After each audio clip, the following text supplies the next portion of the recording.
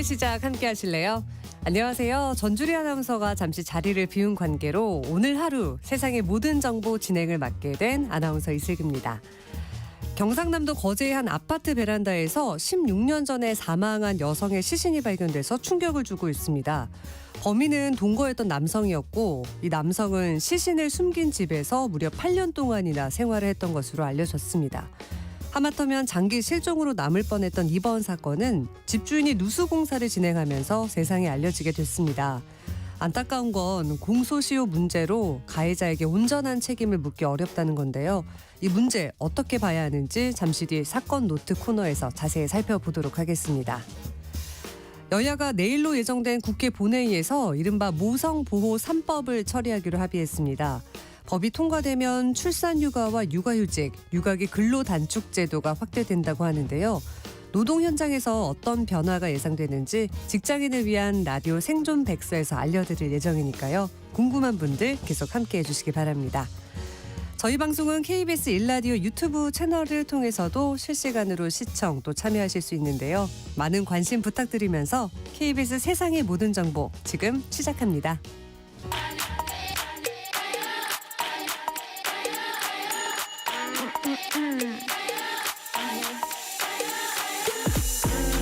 혹시 뉴스를 빠뜨리셨나요? 한낮에 전해진 소식들 꼼꼼히 정리해서 드리겠습니다.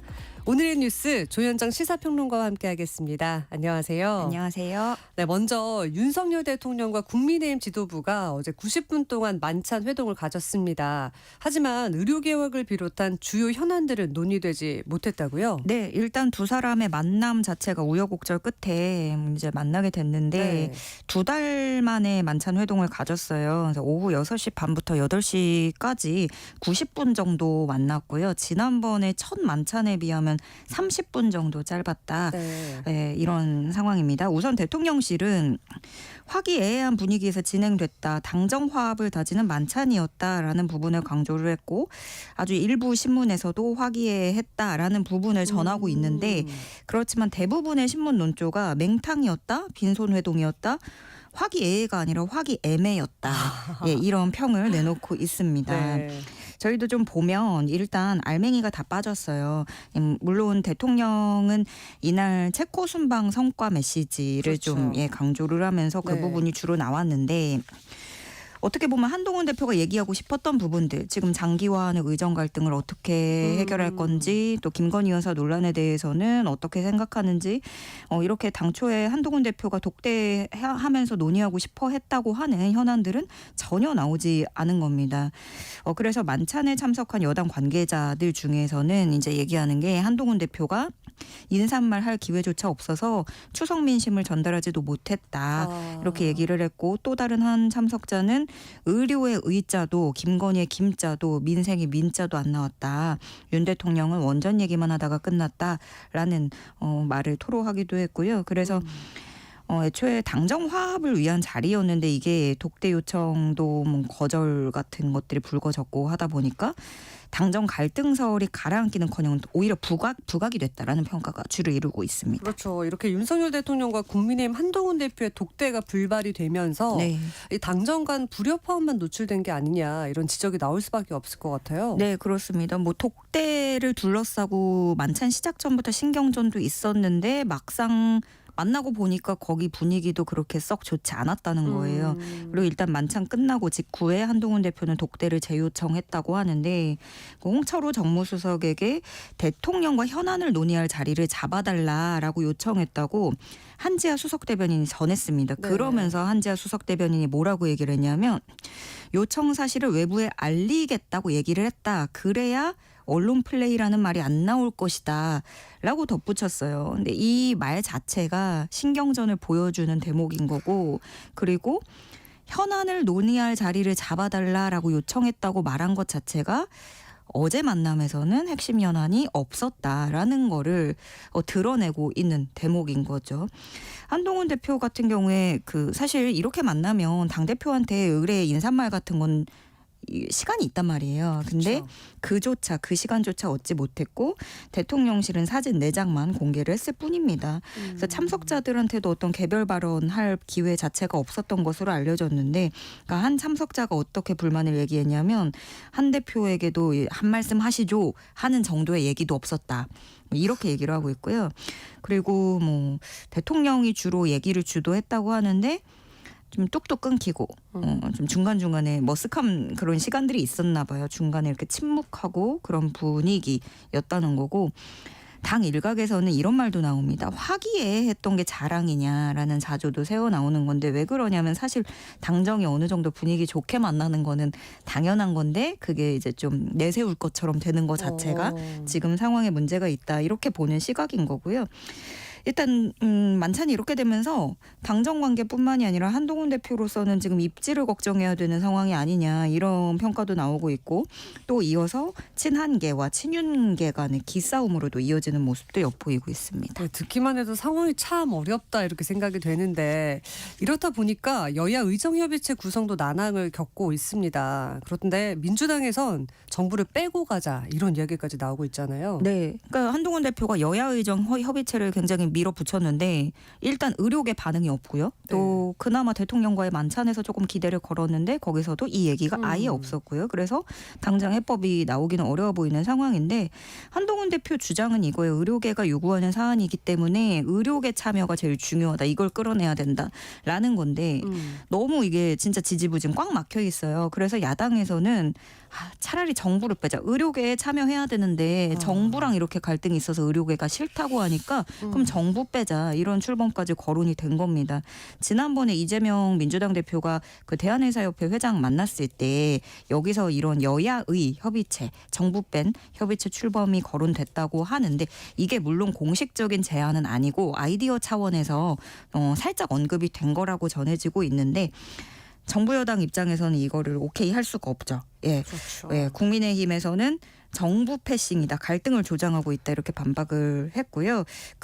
이렇게 정부를 배제하고 갈등을 조장하는 걸로는 그 피해는 고스란히 국민에게 돌아갈 것이다, 이렇게 반박을 하고 있습니다. 네, 이 정부를 빼고 가자 이런 야당의 주장도 나오고 있는 상황에서 윤석열 대통령은 의료개혁을 흔들림 없이 추진해 나가겠다 이렇게 밝혔죠. 네, 정부와 대통령실의 기존의 입장 그대로입니다. 정부가 추진하는 의료개혁 때문에 뺑뺑이 사태, 이런 대란이 일어난 게 아니고 애초에 필수 의료가 무너졌고 고질적인 문제이기 때문이다라는 주장인 겁니다. 윤석열 대통령은 뺑뺑이 사례들을 살펴보면 수지접합, 조기분만, 신생아, 심내혈관 환자들이 대부분인데 후속 진료 담당할 필수 의료 전문의가 절대적으로 부족한 것에 그 근본 원인이 있다, 이렇게 얘기를 합니다. 그러면서 의료개혁이 없이는 지역균형 필수 의료 체계를 재건할 수 없다라는 부분을 강조를 했고요. 그렇기 때문에 정부는 의사 증원 그리고 의료개혁을 흔들림 없이 추진하겠다, 이렇게 다시 한번 강조를 했습니다. 그런데 이번 정부 들어서기 전부터 사실 의료 쏠림 현상이나 뭐 응급실 뺑뺑이 이런 거 고질적인 문제이긴 했어요. 네, 그렇죠. 예, 그렇긴 하지만 지금 이 의정 갈등 이슈로 인해서 재정 투입도 아주 많이 되고 있고, 그러면 이게 현재의 접근법이 맞는지, 도대체 국민은 누구랑 얘기를 해야 되는지, 이 부분을 여야 의정 모두가 돌아봤으면 좋겠습니다. 그렇죠. 최대 피해를 보고 있는 건 국민이거든요. 네. 일단 또 추석 명절 비상응급 대응 주간이 오늘로 마무리가 됩니다. 정부는 응급 의료 지원은 연장을 방침이라고요? 네, 이게 연휴 기간 한시적으로 전문의 진찰료를 가산해주고 중증 수술, 응급 수술에 가산을 하면서 이렇게 수가 지원을 했는데, 그렇죠. 예, 이게 오늘로 끝나는 걸 기간을 연장한다, 이거고요. 그러면 이제 건강보험 수가 지원 검토를 거쳐서 사안마다 연장 기간을 이제 앞으로 개별적으로 정할 계획이라고 보건복지부가 밝혔는데, 내일 열릴 건강보험정책심의위원회에서 논의를 한 뒤에 결정할 예정이고요. 또 의사와 간호사 등 이렇게 인력을 추가 채용하기 위해서 월 37억 원가량의 재정 투입 연장 여부도 결정하게 됩니다. 네, 그럼 이렇게 재정이 계속해서 투입되고 있는 상황인데, 그렇다면 결국 진료비 증가로 이어질 수도 있잖아요. 네. 애꿎은 국민만 피해를 볼 수 있다 지적이 나오고 있죠. 네. 답답한 건 지금 의사들도 그렇고 정부도 그렇고 말하는 게 똑같아요. 환자와 국민을 위한 거다라고 얘기를 하는데 의정 갈등 이후에 진료비는 증가세로 가고 있는 것으로 파악이 됐습니다. 네. 예, 국민건강보험공단 자료 보면은요. 지난달 전공의 수련병원 200여 곳이 공단으로부터 받은 건강보험 요양급여 비용 2조 3,396억 원인데요. 1년 전보다 3.1% 늘어난 거고요. 네. 이 요양급여 비용이라는 건 결국에는 의료 서비스 받고 대가로 지급되는 비용이에요. 뭐 진찰료, 검사비, 처치, 수술비 이렇게 우리가 병원 가서 내는 돈들 이렇게 생각하시면 되는데 전공의들이 집단으로 빠져나가 그게 올해 2월이었죠. 그때는 잠깐 감소하다가 4월부터 대체로 증가하고 있습니다. 의료 대란이 계속해서 지속이 되고 있는 상황입니다. 이런 가운데 또 군의관 수도 부족하다라는 지적이 나오고 있다고요? 네, 지금 12개 군 병원에는 군의관 506명, 의사 군무원 31명 등 의사 537명이 근무하고 있는 것으로 파악이 됐는데요. 이 의료 서비스를 받아야 되는 군인과 군무원은 총 54만 6천여 명입니다. 54만 명이 넘는 사람들을 상대로 하는데 의사가 500여 명인 거예요. 계산해 보면 장병 1,000명당 군 의사 1명이 안 되는 셈입니다. 턱없이 부족하네요. 네, 그래서 우리나라 전체 반토막도 안 되고요. OECD 국가와 비교하면 3분의 1에도 미치지 못한다는 건데 지금 사실 군대 기본 장교도 있고 그렇지만 또 보내신 아들들 보내신 부모님들도 그렇고 걱정이 많이 되실 거예요. 특히 이제 뭐 훈련이라든가 신체 사용이 또 많은 특성이 있는데 촘촘한 관리와 이를 위한 인력 증원이 필요하다는 지적이 나옵니다. 네, 당사자 모두가 국민을 위한다고는 하는데 대란이 지속되고 있으니 참 걱정입니다. 네. 다음 뉴스로 가보겠습니다. 이 검찰 수사심의위원회가 김건희 여사에게 명품백을 건넨 최재형 목사를 청탁금지법 위반 혐의로 기소하라 이런 권고안을 내놨다고요? 네. 이 수사심의위원회 이거는 어제 열렸던 건 최재형 목사가 또 따로 신청한 수사심의위원회였고요. 네. 어제 지켜보는 동안 되게 오래 걸렸어요. 밤늦게까지 결론 못 내면서 그래서 이거 그만큼 되게 분분한 상황이구나라는 걸 알 수 있었는데 결과도 열어놓고 보니까 8대7 굉장히 비슷하게 나왔어요. 그렇네요. 그래서 이 조사 과정에서도 굉장히 상세하게 청취하고 캐물었다고 하는데 어쨌든 결론은 이 검찰수사심의위원회가 최재형 목사를 청탁금지법 위반 혐의로 재판에 넘겨야 한다라고 수사팀에 권고를 한 겁니다. 여기서 핵심은 이 청탁금지법 위반 혐의고요. 이거는 기소해야 된다라는 거고 나머지 뭐 최 목사가 주거 침입을 했다, 명예훼손했다 이런 혐의에 대해서는 불기소 결정을 내린 겁니다. 네. 수심위는 최재형 목사가 김건희 여사에게 건넨 뭐 가방, 향수 등등이 대통령 직무와 관련 있는 청탁을 위해서 전달됐다라고 판단한 건데요.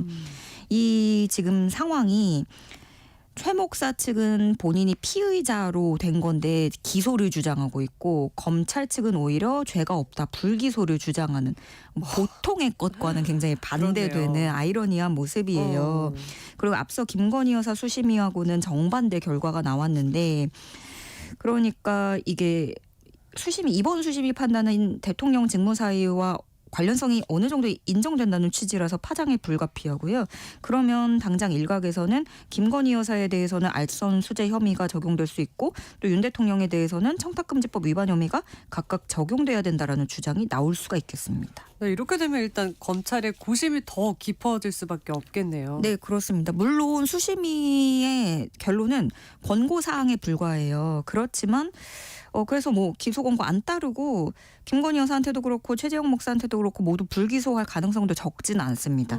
게다가 이게 김건희 여사 같은 경우에는 공직자의 배우자이기 때문에 처벌 규정이 없다는 점도 한몫할 수 있는데 네. 그럼에도 검찰이 좀 고민에 빠지는 건 외부의 목소리를 무시한다라는 지적이 나올 수 있어서 그렇죠. 부담이 되고 그러면 각각 별개로 수심이 권고를 따라보자 하면은 이렇게 되면은 김건희 여사는 무혐의 처분을 하고 최재형 목사는 기소하는 거예요. 그러면 이것도 법리상 쉽지 않은 게 똑같은 가방인데 준 사람은 죄고 받은 사람은 죄가 없다. 이렇게 돼버리면 이게 또 파장이 클 거라는 그렇죠. 거죠. 예, 일단 서울중앙지검은 2차례의 수심위 결정을 참고하고 수사 결과를 바탕으로 증거와 법리에 따라서 관련 사건들을 처리할 예정이다. 이렇게 입장을 밝혔는데 고민스러운 지점이고 특히나 심우정 신임 검찰총장 취임 5일 만에 과제를 떠안게 됐습니다. 안 그래도 뭐 도이치모터스 연루 의혹이라든가 문재인 전 대통령 이 전사위 특혜 채용 등등 굵직한 현안이 산적한 상황에서 그나마 이 명품 가방 수사는 조금 빨리 끝내고 마무리할 것 같았는데 이게 셈법이 복잡해지면서 심우정 신임 총장의 그런 과제가 커졌습니다. 네. 한낮의 교양 파트너 지금 여러분께서는 세상의 모든 정보와 함께하고 계십니다. 오늘의 뉴스 듣고 계시는데요. 이어서 다른 뉴스 살펴보겠습니다. 이번에는 김건희 여사가 지난 총선 공천에 개입했다는 주장이 담긴 새로운 통화 녹취가 공개됐다고요. 네, 서울의 소리가 23일에 공개한 녹취록입니다. 먼저 등장인물이 있는데요. 그 녹취에 나오는 목소리입니다. 김대남 대통령실 전 선임 행정관이에요. 이분이 지난 총선에서 경기 용인갑에 공천 신청했다가 탈락했던 사람이거든요. 네. 근데 이 녹취록은 이 김대남 전 행정관이 이명수 기자라는 사람하고 통화를 하는 내용입니다. 대화를 제가 조금 그대로 따서 좀 전해드리면 네네. 이철규가 용산 여사를 대변해서 공관위에서 일을 하고 있다. 아주 그냥 여사한테 이원모 하나 어떻게 국회의원 배지 달게 해주려고 저러고 있다. 이원모가 무슨 대단한 사람이라고 그렇게 신주단지 모시듯이 저 난리를 치고 있잖아. 왜냐하면 이원모 잘못 때문에 이철규가 날아가. 이런 식으로 얘기가 나오고요. 네. 그러자 이명수 기자라는 사람이 김건희 여사가 공천 개입을 많이 하고 있긴 하네요. 이렇게 얘기를 하고 그러자 그 상대방이 하고 있지. 그 루트가 이철규야. 이런 식의 대화가 나옵니다. 네. 어떤 식으로든 뭐 이게 개입이 돼 있다라고 유추할 수 있을 만한 내용들이 나오고 있는 거예요. 근데 여기서 이원모라는 이름이 자주 등장을 하죠. 근데 이원모 전 비서관이 검사 시절에 윤석열 사단이었어요. 대통령실에도 근무를 했었고 네. 지난 총선에는 공천 신청했었어요. 근데 그때 강남 쪽에 양지로 간다고 비판이 쏟아지면서 용인갑 지역으로 전략 공천을 했다가 결국엔 낙선을 했거든요. 네. 그리고 아마 이 전 비서관 부인 이 말씀을 들으면 더 기억을 하실 텐데 윤 대통령 나토 정상회의 순방 때 스페인 마드리드에 동행을 해서 기억나네요. 논란을 일으켰던 그 당사자입니다. 네. 우선 김대남 전 행정관과 이철규 의원은 이 모든 것이 허위 사실이다 반박을 하면서 법적 조치도 경고한 상황입니다. 그렇군요. 앞서 제기된 의혹에 대해서 당사자인 김영선 전 국민의힘 의원이 강하게 부인하고 있는 상황이죠. 네. 이게 또 등장인물이 많고 되게 복잡해요. 뭐 개혁신당 이준석 의원도 나오고 뭐 그래서 처음에 뉴스토마토가 보도를 했었는데 김건희 여사가 김영선 전 의원에게 지역구를 여기서 여기로 옮겨달라서 이렇게 권유하는 메시지를 보냈다라고 네. 보도가 나오면서 이 일이 불거진 건데 여기에 또 명태균 씨라는 인물이 또 등장을 하죠. 김영선 전 국회의원하고 그 핵심 측근 명태균 씨 당시 그 창원 의창 당협사무실 총괄 본부장이었는데요. 이 명 씨가요. 그런데 지인과의 통화에서 뭐 윤 대통령 부부에게 김영선 전 의원이 공천을 약속받았더라 하는 취지로 말하는 내용이 또 녹취록에서 이제 존재하고 공개된 건데 이번에는 추가로 둘 사이에 돈 거래가 오갔다라는 정황이 나오게 된 겁니다. 그래서 이 명태균 씨가 김영선 의원하고 약속이라면서 월급 절반을 요구를 하고 뭐 이렇게 오간 돈이 거의 1억 원에 육박한다라는 내용이 새롭게 또 나오고 있는 건데요. 일단 김영선 전 의원은 본인이 이런 검찰에서 수사 중인 돈거래와 관련해서는 본인이 피해자다. 그리고 그 사람은 사실과 본인 주장을 섞어서 얘기하고 있기 때문에 사실과 주장을 구분하기 어렵다 이렇게 반박하고 있는 상황입니다. 네, 오늘의 뉴스 여기까지 듣도록 하겠습니다. 지금까지 조현정 시사평론가와 함께했습니다. KBS 1라디오 세상의 모든 정보 함께하고 계신 지금 시각은 12시 38분 47초 지나고 있습니다. 이 시각 교통정보 알아보겠습니다. 이 시각 교통정보입니다. 작업 구간이 많습니다. 안전하게 이동하고 계신 거죠. 경부고속도로 부산 쪽의 정체는 대부분이 작업 때문입니다. 서울 요금소 부근에서 지체고요. 오산에서 안성 분기점 쪽으로 막히고 있습니다. 이후로는 대전터널 부근에서 정체고요. 옥천터널 부근에서 작업 여파를 받고 있습니다. 중부 내륙고속도로는 창원 방향 괴산 부근에서 속도가 많이 떨어지고 있습니다. 작업 구간 주의해서 통과하셔야겠습니다. 한편 서해안고속도로 서울 쪽으로는 팔곡터널 부근에서 승합차 사고가 났습니다. 1차로가 막히면서 매송 부근부터 속도가 많이 떨어지고 있습니다. 수도권 제일순환고속도로 일산에서 판교 쪽이고요. 김포 부근이 사고 때문에 정체되고 있습니다. KBS 교통정보센터에서 이현입니다.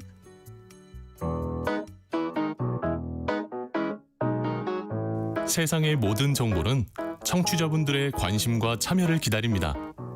방송 들으시면서 궁금한 점이 있거나 의견 공유하고 싶은 분들 계시면 문자 보내주세요. 추첨을 통해 모바일 쿠폰 보내드리겠습니다. 참여하실 번호는 샵 9730이고요. 짧은 문자 50원, 긴 문자 100원의 이용료가 부과됩니다. 콩 게시판을 통해서는 무료로 참여하실 수 있고요. KBS 1라디오 유튜브 채널을 통해서도 실시간으로 시청 참여하실 수 있습니다. 꼭 알아야 할 정보를 알기 쉽게 전달해드리는 세상의 모든 지식. 우리 사회를 들끓게 한 사건을 살펴보는 사건 노트 시간입니다. 배상훈 프로파일러와 함께하겠습니다. 안녕하세요. 안녕하세요. 네, 먼저 지난 23일이었습니다. 거제에서 동거하던 여성을 살해하고요. 사체를 숨긴 혐의로 50대 남성이 구속됐는데 이게 범행이 16년 만에 이뤄진 거라면서요. 예, 거제 경찰서에서 한 사건인데요. 사건 발생은 2008년도에 벌어진 겁니다. 이제 네. 보통 우리가 옥탑방이라고 하지 않습니까? 아. 맨 그 탑층에 있는. 그러니까 다른 사람이 거기를 확인하기가 쉽지 않죠. 그렇죠. 그런 형태가 되는데 이런 살인을 규정하는 범죄 분류가 따로 있습니다. 근데 이제 이거를 굳이 제가 말씀을 안 드리는 거는 모방범죄 때문에 그러는데 이 경우는 이 범인은 뭐 본인의 주장은 우발적으로 이제 살해를 하고 바깥에 있는 어떤 공간에 시멘트로 이제 그 밀봉을 했다라고 이제 얘기를 하는데 다른 제가 본 다른 경우나 제가 한 사건 중에 하나는 그냥 이 침대 밑에 놓는 경우도 있고요. 아니면 뭐 어떤 장롱에 있는 경우도 있고 그건 이제 그 범인의 심리 자체가 소유나 통제를 하기 위한 방법이기 때문에 그렇습니다. 어쨌든 이 사건이 발견되게 된 것은 이 범인이 8년 정도 뒤에 어떤 죄를 지어갖고 감옥에 가게 됩니다. 그 상황에서 이제 그 공간이 비게 되고 그러는 과정에 집주인이 이 공사를 하기 위해서 그 어떤 특정한 어떤 구조물을 파쇄하는 과정에서 이제 시신이 발견되게 된 부분입니다. 그러니까 옥탑방에서 일어났다는 말씀인데 예. 그럼 16년이 지났고 옥탑방 쪽에서 보관이 됐다. 그러면 시체 신원 파악도 굉장히 어려웠을 것 같거든요. 근데 이제 생각 외로 이제 이 공기가 유통되지 않고 습기가 유통되지 않으면은 부패가 거의 정지가 된다고 보시나요? 그래요? 그러니까 지금 이 경우는 지문도 살아 있었습니다. 그러니까 그리고 이제 그 머리뼈 형태의 어떤 공격이 있었는가 또 확인할 정도가 됐고 사실은 이제 이 법의학이라는 게 사실은 대단히 과학적이기 때문에 실제로는 확인을 할 수 있었는데 다만 아쉬운 건 이런 거죠. 이 사건이 벌어진 후에 3년 뒤에 그 실종 신고 2011년에 실종 신고가 됐는데 수사하다가 사실은 거기서 막혔습니다. 왜냐하면 이 범인한테 그 사람 보지 않았느냐 그랬더니 뭐 보긴 봤는데 그냥 싸우고 나갔다라고 그냥 끝난 겁니다. 그러니까 미제 사건이 됐던 거죠. 네. 그러니까 이 사람 이게 발견되지 않았으면 영원한 미제가 됐고 억울함을 못 밝히게 됐던 거죠. 그렇군요. 근데 전 더 섬뜩한 게 이 피해자가 범행을 저지른 이후에 시신이 보관되고 있는 이곳에서 몇 년이나 더 살았다고 하던데 과거 다른 강력범죄 사건에서도 이렇게 살해 후에 시신과 함께 생활하는 경우가 종종 있었잖아요. 이 심리 상태 정말 이해가 안 가는데 어떻게 봐야 되는 건가요? 그러니까 시신이 어떻게 보관돼 있는가에 따라서 한 세네 가지로 나눠져 있습니다. 네. 아까 제가 뭐 침대 밑에 부분도 말씀드린 거는 대단히 어떤 성적으로 상당히 위험한 상태에 있는 거고요. 네. 공간의 바깥, 지금 이 사건처럼 바깥의 공간에 유기하는 경우는 성적인 것보다는 다른 의미, 말하자면 분노라든가 아니면 소유 같은 형태가 강하고요. 중간 형태가 가장 중간 형태가 좀 이해하기 어려운 부분인데 그건 중간 심리 상태를 가지고 있는데 그 사람들은 희한하게도 말을 겁니다. 죽은 시신한테. 그래요. 마치 이제 모노드라마 하는 식으로 그렇게 해서 그러니까 좀 이상하죠. 그런 특징을 가지고 있는 사람들이 있습니다. 한 세 가지 정도로 심리 상태를 구분할 수 있습니다. 세 가지 분류해 주셨는데 예. 뭐 보통 사람들로서는 다 이해가 가지는 않아요. 예, 그렇죠. 예, 예. 근데 시신 은닉한 것도 굉장히 괘씸한데 공소시효가 지나서 혐의 적용이 좀 어려울 수 있다 이렇게 보는 시각도 있던데 어떤가요? 일단은 살인으로는 처벌할 수 있습니다. 네. 말하자면 사체 은닉죄는 사실은 공소시효가 7년이니까 지난 거지만은 살인 왜냐하면 그 시신의 남은 일종의 파쇄흔 이게 공격흔이 있기 때문에 그리고 본인도 그 부분에 대해 인정을 했기 때문에 살인. 그럼 그 계획적 살인은 아니라 하더라도 우발적 살인 정도로는 처벌할 수 있을 거라고 생각을 합니다. 그렇군요. 또 최근에 인천 경인 아라뱃길에서 시신이 연달아 발견되고 있다고요? 그래서 그쪽 근처에 사시는 분들이 조금 걱정하시는데요. 네. 그래서 정확히 경찰의 어떤 수사와 분석이 필요한데요. 지난 17일 추석 당일이죠. 50대 남성이 숨진 채 발견됐는데 사실은 좀 훼손된 상태로 발견됐고요. 근데 경찰에서는 이거는 범죄 연관성이 없는 상태다라고 일단 1차 추정을 했고요. 네.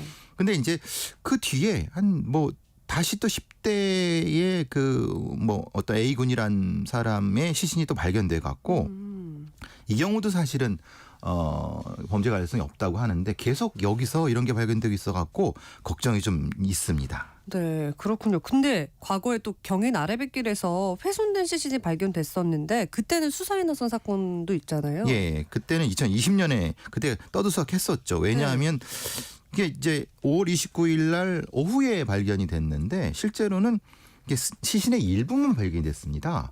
그러니까 나머지가 어디 있을 것이다라고 생각을 해서 수천 명이 동원돼서 찾았는데 그 뒤에 이제 9일 뒤에 다른 쪽에서 발견이 됐고 4km 지난 후에 발견이 됐고 7월 9일에는 또 그 다른 부위가 또 발견이 됐습니다. 이게 같은 건데 이게 이런 거죠. 강의에 같이 있었다고 하면은 말하자면 그 어떤 시신이 부패가 돼서 이렇게 훼손이 됐을 거라고 자연적으로. 네. 근데 이거는 일부는 산이고 일부는 강입니다. 그 얘기 뭐냐면은 이건 범인이 있다는 얘기고 그렇죠. 그 범인이 의도적으로 그랬다는 얘기이기 때문에 이건 대단히 위험한 사건이기 때문에 어쨌든 법인류학을 동원해 갖고 신원을 확인했습니다마는 사실은 더 이상의 어떤 그 단서가 없이 그러니까 신원은 확인이 안 됐지만 대략적으로 DNA까지 확보가 됐습니다. 그러니까 조금 더 진행이 돼야 되는데 안타깝습니다. 네. 그런데 이 사건 이후에도 아라뱃길에서 시신이 발견됐다는 소식은 종종 들리던데 왜 유독 이곳에서 이렇게 자주 발견되는 걸까요? 근데 경찰에 따르면 2021년부터 23년 3년 동안 총 15구고 최근은 10구예요. 많은데요. 그래서 이게 아라뱃길의 특징이 있습니다. 직선입니다. 네. 그리고 CCTV가 비교적 많이 없다고 합니다. 그 공간에 비해서. 네. 그리고 산과 강이 연결돼 있어 갖고 시야가 사라지는 점이 있고요. 그리고 이게 좀 높습니다, 다리가. 그렇기 때문에 이 몇 가지 요인이 뉴욕에 있는 특정한 은하와 유사한 것이 아닌가라고 생각이 돼서 어떤 범죄 환경적인 측면에서 한번 살펴봐야 될 거라고 생각을 하는데 이게 진짜 지적 특정 때문인지 아니면 거기에 진짜 어떤 위험한 범인이 살고 있는 건지 아직은 모릅니다. 그러니까 너무 걱정하실 필요는 없습니다만 경찰이 이런 부분에서 지금 심도 있게 살펴보고 있으니까 크게 걱정하지 않으셔도 될 거라고 생각합니다. 네, 이어서 다른 사건도 살펴보도록 하겠습니다. 지난 23일이에요. 경기 성남시 얍탑역에서 흉기 난동을 벌이겠다라는 글이 올라와서 장갑차가 배치되는 일도 있었는데 사실 큰일은 발생하지 않았었죠. 그러니까 대부분의 경우 99%는 별일 없습니다. 그냥 일종의 허세를 부리거나 거짓말을 하는 거거든요. 네. 근데 문제는 그렇다고 하더라도 경찰 특공대나 경찰 기동대가 가지 않을 수가 없습니다. 그럼요. 왜냐하면은 서현역이라든가 신림역 같은 경우에서 사실 칼 무림 난동 같은 게 벌어졌을 때 만약에 다칠 경우 누가 책임지겠습니까? 경찰이 당연히 해야 되는데 이 얘기는 야탐역에서 월요일 날 사람 30명을 어떻게 하겠다는 것이 나와 있는데 문제는 그래서 그냥 수백 명의 경찰력이 동원됐는데 아직도 지금도 돌고 있습니다. 이걸 계속 언제까지 해야 될지 이건 좀 난감합니다. 그렇군요. 근데 우리나라가 IT 대국이잖아요. 또 예. 사이버 수사대도 굉장히 잘 이루어져 있고 그러면 이런 글을 올린 작성자는 바로잡을 수 있을 것 같은데 왜 이렇게 시간이 오래 걸리는 거예요? 근데 이 문제에 해당 사이트가 아예 IP 추적과 신상 특정을 우려 없는 사이트라는 걸 광고하고 있는 겁니다. 그러니까 일종의 경찰과 일종의 게임을 하자는 건지 사실 경찰로서도 좀 난감한 부분이 있습니다. 물론 시간이 지나면 찾아낼 거라고 생각하는데 영장도 있고 근데 이 사이트의 서버가 외국에 있고 그 시간이 걸리죠. 근데 시간이 걸리는데 지금 발생은 내일 모레 발생한다고 예고가 들어가니까 시차가 있는 겁니다. 그러니까 그 시차를 극복하기가 쉽지 않죠. 그래서 사실은 걱정인데 분명히 뭐 잡을 수는 있을 겁니다. 문제는 잡기까지의 그 공포라든가 시민의 불안은 어떻게 할 것이냐. 이 부분. 사회적 비용도 굉장할 텐데요. 그렇죠. 예전에는 장난 전화하는 경우가 있었는데 이제는 이렇게 인터넷을 이용하는 범죄가 늘고 있습니다. 문제는 이런 글이 한두 개가 아니라는 거잖아요. 이거 다 갈 수도 없고 어떻게 하죠? 그래서 이제 말하자면 물론 근데 안 갈 수는 없습니다. 그러게요. 최소한 경찰차라도 가서 확인해야 되는데 그게 되면은 다른 어떤 사건을 해결할 기 어렵죠. 왜냐하면 경찰이 거기로 집중이 되니까. 네. 지금 사실 지난해 8월부터 2달 동안 특별 단속을 경찰이 벌였는데 이와 관련돼서 적발된 사람이 300명에 육박하고 있습니다. 맞네요. 근데 이제 문제는 이겁니다. 장난 수위가 지나쳤다 정도로 하고 우리나라의 법 체계에서도 협박죄, 위기한 공무집행 방해죄 같은 게 적용이 되는데 문제는 우리 사법부에서는 대부분은 벌금형이거나 아니면 거의 처벌을 안 하거나 그러니까 이제 애들 장난 정도로 생각하는 거죠. 그래서 예를 들면 이런 거죠. 공중협박죄라든가 아니면은 뭔가 다른 방식의 어떤 사법적 접근이 필요한 것이 아니냐라고 주장하는 분들도 분명히 있습니다. 그런데 문제는 이겁니다. 구체화되지 않은 어떤 범죄의 특성을 처벌하고자 하면은 국가가 개입하는 공간이 너무 많아진다. 그러니까 개인의 자유가 너무 침해된다. 이런 부분도 분명히 존재하는 겁니다. 법적인 측면에서는. 근데 문제는 반대로서는 그만큼 위험한 부분은 있죠. 왜냐하면 대중들이 공포에 떠는 것은 어떻게 할 것이냐 있는 거니까. 네, 그 장난 글로 인해서 수천 명이 떨 수 있는 상황이 그렇죠. 되는 그런 거잖아요. 부분이 있습니다. 야, 근데 이런 장난 왜 치는 것 같아요? 그냥 단순 장난은 아닐 텐데요. 어텐션 시커가 그러니까 이제 우리 말은 관심종자죠. 관종이라고 하는 어텐션 시커라는 게 따로 있습니다. 범죄 분류가 따로 있습니다. 어텐션 시커라고 관심종자가 진짜 있습니다. 범죄 분류로.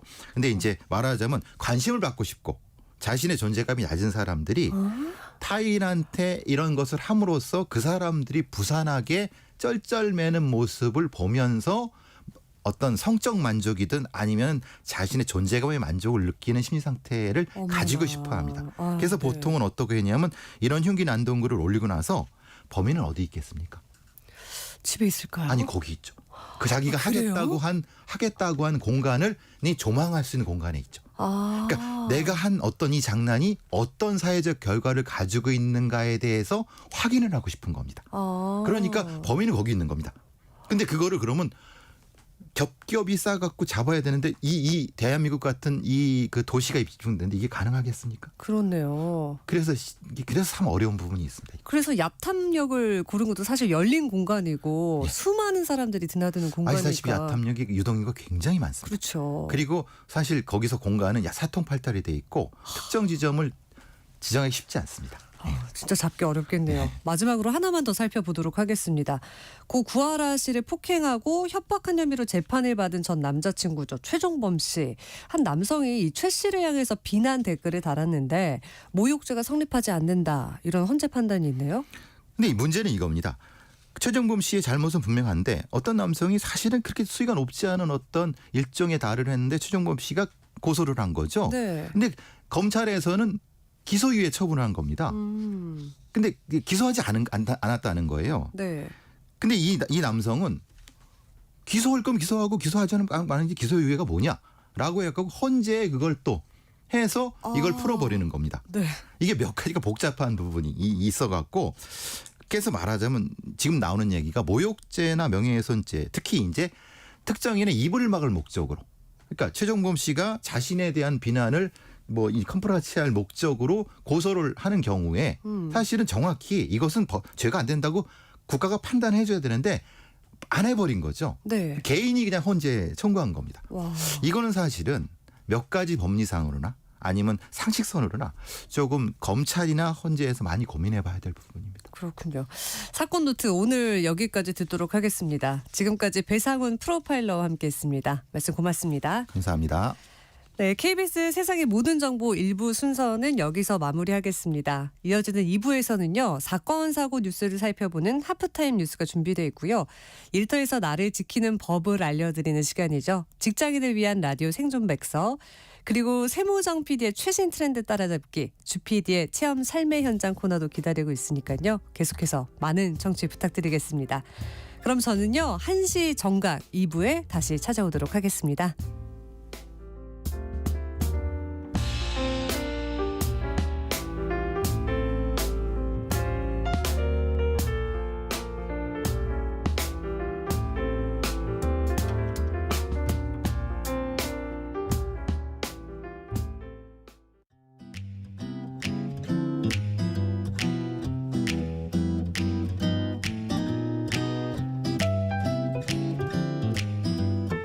안녕하세요. 바른말 고운말입니다. 친구 사이에 두터운 정을 뜻하는 한자 성어가 많이 있습니다. 여러분도 잘 아시는 것으로 금난지교가 있는데 여기서 금난은 쇠금자에 난초 난자를 씁니다. 이것은 쇠보다 견고하고 난초보다 향기롭다는 뜻으로 매우 친밀한 사귐이나 두터운 우정을 비유적으로 이르는 말이지요. 금난지교와 같은 뜻을 가진 것으로 금난지계도 있습니다. 금난지교에서 교자는 사귈 교자를 쓰고 금난지계에서 계자는 맺을 계자를 씁니다. 또 다른 한자 성어로 배가 절현이란 표현도 있습니다. 중국 춘추시대 배가는 검은고를 매우 잘 탔고 그의 벗 종자기는 그 검은고 소리를 잘 들었습니다. 그런데 종자기가 죽어 그 검은고 소리를 들을 사람이 없게 되자 배가가 절망하여 검은고줄을 끊어버리고 다시는 검은고를 타지 않았다는 데서 유래하는 것입니다. 그래서 이 말은 자기를 알아주는 참다운 벗의 죽음을 슬퍼함을 뜻하기도 하죠. 이와 같은 뜻의 한자 성어로 단금지교가 있습니다. 여기서 두 번째 음절의 금자는 검은고 금자를 써서 배가 절연과 같은 것을 의미합니다. 지금까지 바른말 고운말 아나운서 김희수였습니다.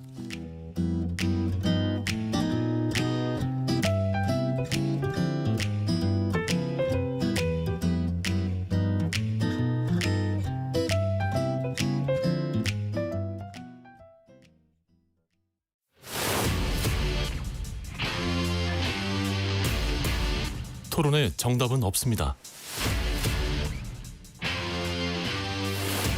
토론이 세상을 바꿀 수도 없습니다. 하지만 질문은 새로운 세상을 만들 수 있습니다. 질문으로 올바른 세상을 만드는 첫걸음. 평일 저녁 7시 20분 KBS 열린 토론.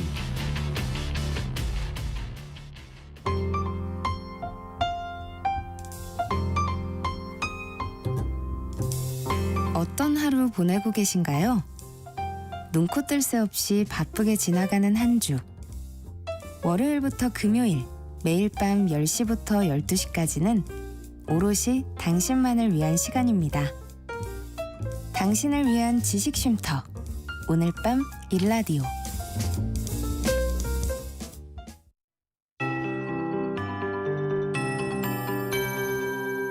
KBS 58분 날씨.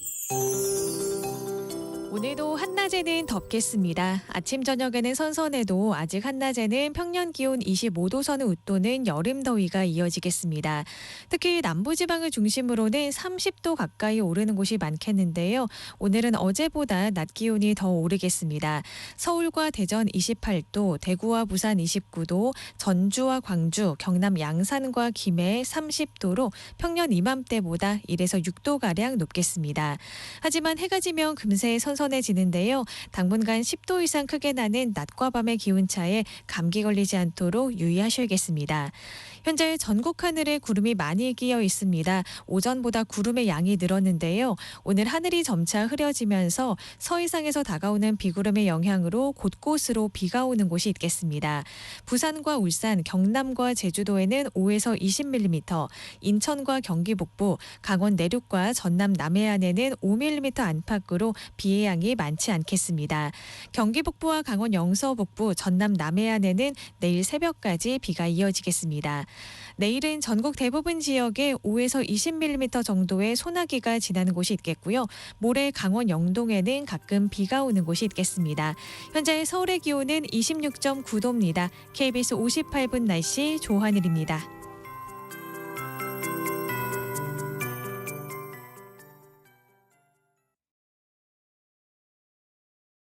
정성을 다하는 국민의 방송 KBS가 한시를 알려드립니다. AM 711kHz, FM 97.3MHz, KBS 1라디오입니다. HLKA.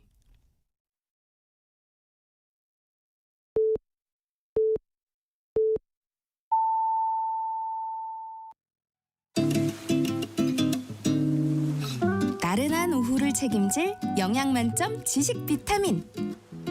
세상의 모든 정보.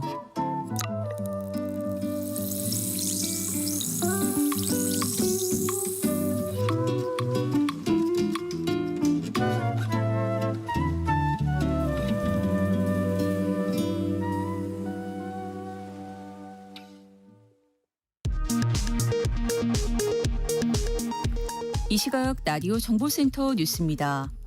윤석열 대통령과 국민의힘 지도부가 어제 서울 용산 대통령실에서 만찬을 진행했습니다. 대통령실은 당에서 추석 민심을 반영한 건의사항 등을 전달했다고 전했지만 친한동훈계 당 지도부 관계자들은 민심을 전달할 수 있는 기회가 아니었다고 밝혔습니다. 류희림 방송통신위원장의 민원사주 의혹을 국민권익위원회에 신고한 방심위 직원들이 얼굴과 실명을 스스로 공개하고 류 위원장에 대한 수사를 촉구했습니다. 부당한 뒷돈을 주고받으며 이익을 챙겨온 건설사와 제약사, 보험중개 법인 등에 대해 국세청이 세무조사에 착수했습니다. 이스라엘이 헤즈볼라를 겨냥한 공습을 이틀째 이어가면서 레바논에서 500명 넘게 숨지고 2,000명 가까이 다쳤습니다. 지금까지 라디오 정보센터 뉴스 정한나였습니다.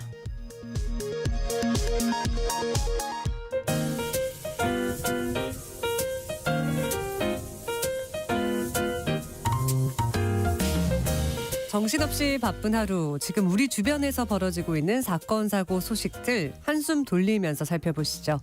하프타임 뉴스, 임선우 뉴스캐스터와 함께하겠습니다. 안녕하세요. 안녕하세요. 네, 요즘 날씨가 부쩍 선선해졌죠. 가을 내음이 가득한데요. 그래도 가을 단풍은 아직 좀 더 기다려야 된다고요? 네, 올해 기록적인 늦더위가 기승을 부린 탓에 첫 단풍도 늦어진다고 하는데요. 이맘때쯤이면 오색 단풍이 가장 먼저 시작하는 설악산도 여전히 초록빛이 가득합니다. 보통 단풍은 최저 기온이 5도 이하로 떨어지면 물들고 우리가 첫 단풍이라고 부르는 시기는 산 정상부부터 20%가량 물들었을 때를 말하는데요. 이번 주말까지도 예년 기온의 4도 이상 웃돌 전망이라 올해 첫 단풍은 빨라야 이달 말 아니면 아예 10월 초로 넘어갈 가능성이 크다고 합니다. 첫 단풍이 지각하면서 단풍 절정 시기도 늦어질 텐데요. 설악산은 평년 대비 엿새 늦은 다음 달 22일쯤에 오색빛이 최고조에 달하겠고요. 내장산은 10월 말, 한라산은 11월 초에나 단풍옷으로 갈아입을 것으로 보입니다. 기후변화로 단풍은 점점 더 늦어지고 있다고 합니다. 가을철 기온이 뚜렷한 상승 추세를 보이면서 이와 맞물려 단풍 시기도 30년 전보다 최대 13일이나 늦어졌고요. 이 같은 흐름이 계속되면 여름이 더 늘어나면서 10월에도 단풍을 볼 수 없을 수도 있다고 하네요. 네, 더 기다려온 만큼 더 기대가 됩니다. 네. 또 어제 정부와 서울시 필리핀 가사관리사 시범사업에 참여하던 가사관리사 2명이 연락을 끊고 잠적했다는 소식이 있었는데요. 결국 정부가 이탈을 막기 위해서 고육책 마련에 나섰다고요? 네, 졸속 도입이 부른 예견된 이탈이다 같은 평가들이 나오자 황급히 조치에 나선 모습인데요. 급여 지급을 지금의 월급에서 격주 지급 등으로 변경하고 또 비자 기간도 7개월에서 최장 3년으로 연장해 안정적으로 한국에서 근무할 수 있게 지원한다고 합니다. 어제 서울시와 고용부는 최근 필리핀 가사관리사 100명 중 2명이 무단 이탈한 사건과 관련해 간담회를 열고 이 같은 방안들을 논의했는데요. 자리에 함께한 가사관리사들은 이 밖에도 숙소 통금과 긴 이동시간 등에 대한 고충도 토로했다고 하는데 이에 따라 현재 오후 10시로 정해진 통금을 자정으로 연장하는 방안도 검토할 계획이라고 하네요. 제도 시행 초기에 겪는 시행착오라지만 벌써부터 말도 많고 탈도 많은 모습인데요. 지난달에는 필리핀 가사관리사들의 교육수당이 급여일을 넘겨 지연 지급되면서 논란이 불거지기도 했고 이 모호한 업무 범위 역시 갈등 요인으로 남아 있습니다. 또 특정 지역으로 수요가 쏠려 자칫 부자 돌봄으로 전락할 수 있다는 우려도 나오는 등 여전히 풀어야 할 과제가 한가득 쌓여 있습니다. 네, 요즘 물가가 정말 치솟고 있습니다. 특히나 배추값이 많이 오르면서 자영업자들 부담이 정말 클 수밖에 없죠. 네, 최근 배추값이 천정부지로 치솟고 있죠. 한 폭이 2만 원짜리 배추까지 등장했는데 식당 가서 김치 좀 더 달라 말하기도 눈치 보이는 요즘입니다. 맞아요. 네, 금치라고 불러도 하나 어색할 게 없어 보일 정도인데요. 이 때문에 식당 운영하시는 사장님들 고민이 이만저만이 아니라고 합니다. 온라인 커뮤니티에는요, 김치, 배추 때문에 골머리를 앓고 있는 업주들의 고민 글이 여럿 올라와 있는데요. 칼국수집을 운영하며 직접 만든 겉절이를 반찬으로 내놓던 한 사장님은 도저히 감당이 안 된다며 결국 당분간 손님상에 내놓지 않기로 했다고 하고요. 네. 이 주먹만한 배추 한 포기에 2만 원씩이나 하니 칼국수 50그릇 팔면 김치값만 10만 원이 나간다면서 30만 원 매출에 김치값 10만 원은 너무 심하다라는 그러네요. 글을 올렸습니다.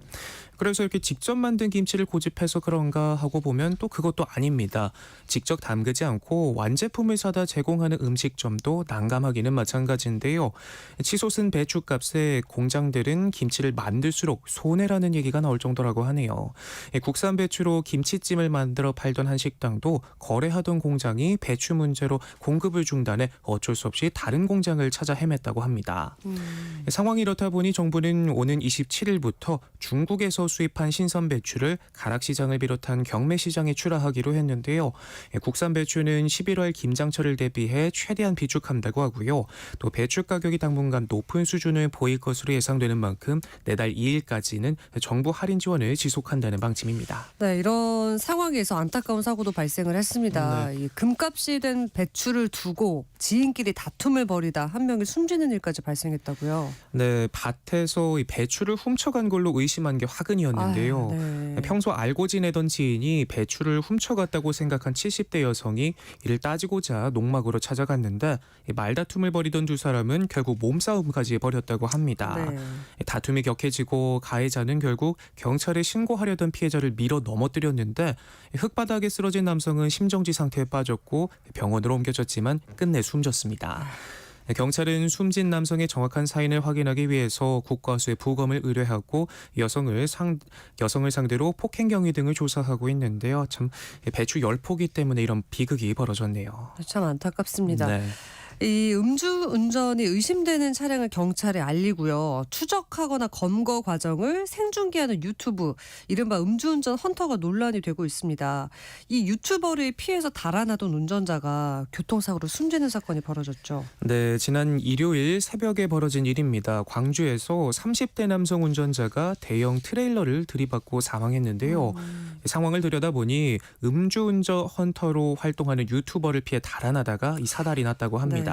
그런데 이 과정이 유튜브를 통해 그대로 생중계되기도 해 논란이 커졌는데요. 사고가 나기 전 인근 유흥가에서 운전 중이던 이 남성은 술을 마셨냐고 묻는 유튜버를 알아보고 도망갔다고 합니다. 이 유튜버는 음주운전이 의심된다며 곧장 경찰에 신고한 뒤 이동 경로를 뒤쫓으면서 온라인으로 생중계를 했다고 하는데요. 구독자가 운전하는 차량 2대도 일정한 거리를 두고 뒤따랐다고 합니다. 이 사고 현장은 신고를 받고 출동한 경찰이 발견했는데 사고 직전 이들 차량 간 거리는 2km가량 벌어졌던 것으로 파악됐습니다. 유족들은 음주운전은 큰 잘못이지만 유튜버의 추격이 없었더라면 사망사고까지는 발생하지 않았을 것이라고 주장하고 있는데요. 경찰은 해당 유튜버를 참고인으로 분류해 정확한 사고 경위를 조사하고 있고요. 만약 법적 책임이 있는 것으로 밝혀지면 후속 처분할 예정이라고 합니다. 이번 사고를 놓고 음주운전자를 전문적으로 쫓아다니는 유튜버가 공익을 위한 신고자인지 아니면 개인 이득을 위한 사적 제재자인지에 대한 논란이 재점화되고 있는데요. 앞서 지난 1월에도 경찰에 적발된 음주운전자와 유튜버의 구독자 사이 폭행 사건이 발생했었는데 유튜버의 신고 탓에 적발됐다며 화가 잔뜩 났고 주변을 둘러싸고 구경하던 구독자의 언행이 신경을 거슬리게 했다는 이유로 생수를 뿌리며 반발하기도 했습니다. 이 사건을 계기로 경찰은 유튜버와 그의 구독자에게 일반 교통 방해, 모욕 등 범법 행위가 있었는지 분석했고 경찰의 사건 대응 과정을 여과 없이 중개한 행위가 피의사실 공표에 해당하는지도 살펴봤지만 범죄 혐의점을 찾지는 못했고요.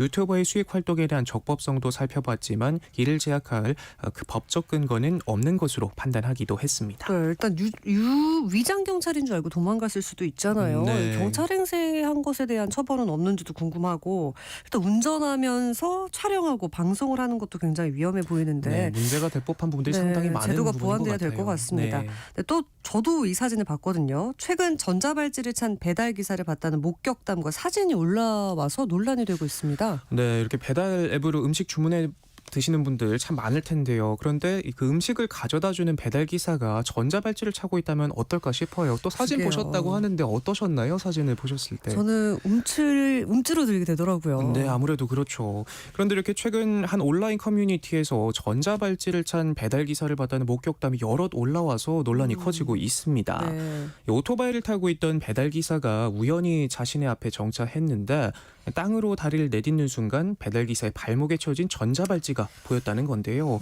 함께 올린 사진에는 검은색 긴 바지를 입은 남성 발목에 전자발찌로 추정되는 물체가 보입니다. 이 사진을 본 누리꾼들 어떻게든 죄 안 짓고 잘 살아보려 하는데 봐주라 같은 반응도 일부 있었지만 발찌를 숨기려 하지도 않는다. 여러모로 우려되는 부분이 많다며 걱정이 이어졌는데요. 앞으로 음식은 비대면으로 받아야겠다. 혼자 사는 여성인데 무섭다며 혹시 모르니 조심해야겠다 같은 반응들을 보였습니다. 앞서 여성가족부는 지난해 1월 전자장치 착용자 대상 근무 제한 업종에 배달기사와 대리기사를 포함하는 방안을 발표하기도 했죠. 이에 따라서 내년부터는 이 전자발찌를 찬 성범죄자는 배달기사나 대리기사로 근무할 수 없게 되는데 하지만 제대로 관리될지 모르겠다며 우려하는 목소리가 나오면서 시민 불안이 커지지 않도록 규정을 명확히 마련하고 보다 실효성 있는 관리가 필요하다는 지적이 곳곳에서 들리고 있습니다. 네. 그럼 이어서 다음 소식도 살펴보도록 하겠습니다. 이 딸을 납치했다는 보이스피싱 전화에 속아서 금을 사러 갔던 여성이 금거래소 사장의 기지로 피해를 면할 수 있었다고요? 네, 요즘 보이스피싱 받아보신 분들은 아시겠지만 어찌나 정교한지 자칫 방심하면 속아 넘어가기 십상인데요. 딸을 납치했다는 전화를 받은 이 어머니도 얼마나 경황이 없었을까요? 몸값으로 요구한 골드바를 사러 곧장 금거래소로 달려갔다고 하는데요. 그런데 가만히 이 모습을 지켜보던 사장님, 보통 손님과 달리 계속 휴대전화를 들고 허둥거리자 보이스피싱임을 직감하고 종이를 꺼내들어 도와드리겠다라고 적었다고 합니다. 보이스피싱범은 몸값으로 1,000만 원어치 골드바와 현금 400여만 원을 요구했다고 하는데요. 사장님은 진열대 옆에 있던 비상벨을 누르고 통화하고 있는 보이스피싱범이 들을 수 있도록 큰 소리로 포장했다고 말하면서 빈 골드바 상자를 건넸다고 합니다. 그 사이 신고를 받은 경찰이 출동했고 경찰과의 필담도 이어졌는데요. 곧이어 인근 거리에서 골드바를 받으러 나온 보이스피싱 수거책 20대 중국인 남성을 체포하는 데 성공했다고 합니다. 거래소 사장님의 놀라운 기지로 큰 피해를 막을 수 있었네요. 네, 참으로 다행이고 피의자도 체포됐다고 하니까 또 다행입니다. 네. 마지막 뉴스입니다. 최근 서울의 한 식당이 내놓은 바닷가재 메뉴가 논란이에요. 이거 왜죠? 네, 이 손님상 위에 올라온 바닷가재가 왕관을 쓰고 한쪽 집게발에는 편지를 또 다른 한쪽에는 꽃 한 송이를 집어들고 허우적거리는데요. 움직이는 모형이 아니라 살아있는 바닷가재입니다. 뭐 여기까지만 보면 그래도 참 신선하네 정도 생각만 들 텐데 자세히 보면 이 바닷가재 몸통이 반으로 잘려져 있습니다. 네. 최근 여러 온라인 커뮤니티에 기괴하다고 난리난 랍스터 식당이란 제목으로 퍼지고 있는 영상인데요. 이 영상을 처음 SNS에 게시한 작성자는 만세하는 랍스터 코스를 먹었는데 살아있는 랍스터가 만세를 하면서 저희를 반겨줬다며 버터구이찜으로 뱃속을 책임져준 랍스터에게 감사한다라는 글을 썼습니다. 네. 이를 본 누리꾼들 중 일부는 신기하다, 나도 저 식당에 가보고 싶다, 맛있어 보인다 라면서 긍정적인 반응을 보였지만 대다수는 비판적이었는데요. 네. 참 기괴하다, 고통스러워서 움직이는데 재밌다고 보는 건가, 생명에 대한 예가 없다 같은 반응들이 줄을 이었습니다. 우리나라에선 동물보호법상 혐오감을 주거나 잔인한 방법으로 동물을 도살해서는 안 된다라고 규정하고 있지만 바닷가재 등 무척추 동물은 여기에 해당되지 않는다고 하는데요. 하지만 최근 바닷가재나 개, 문어, 오징어 같은 무척추 동물도 고통을 느낀다는 학계 연구 결과가 나오면서 유럽을 비롯한 일부 국가와 호주 등은 갑각류를 산채로 요리하는 행위를 금지하고 있다고 하네요. 해당 법안을 세계 최초로 시행한 스위스는 지난 2018년 갑각류를 산채로 요리하는 것과 바닷가재를 얼음 위에 올려 운반하는 것을 금지하고 여길 시에는 형사처벌을 받도록 하기도 했는데요. 네. 생명 존중에 대한 인식이 높아지는 만큼 우리나라도 법 개정이 필요한 건 아닌지 생각하게 되는 소식이네요. 네, 오늘 말씀 감사합니다. 지금까지 임선우 뉴스캐스터와 함께했습니다. 고맙습니다. 내일 점심 메뉴 추천. 귀로 듣는 푸짐한 지식 한 상 어떠세요? 세상의 모든 정보. 아나운서 전주리입니다.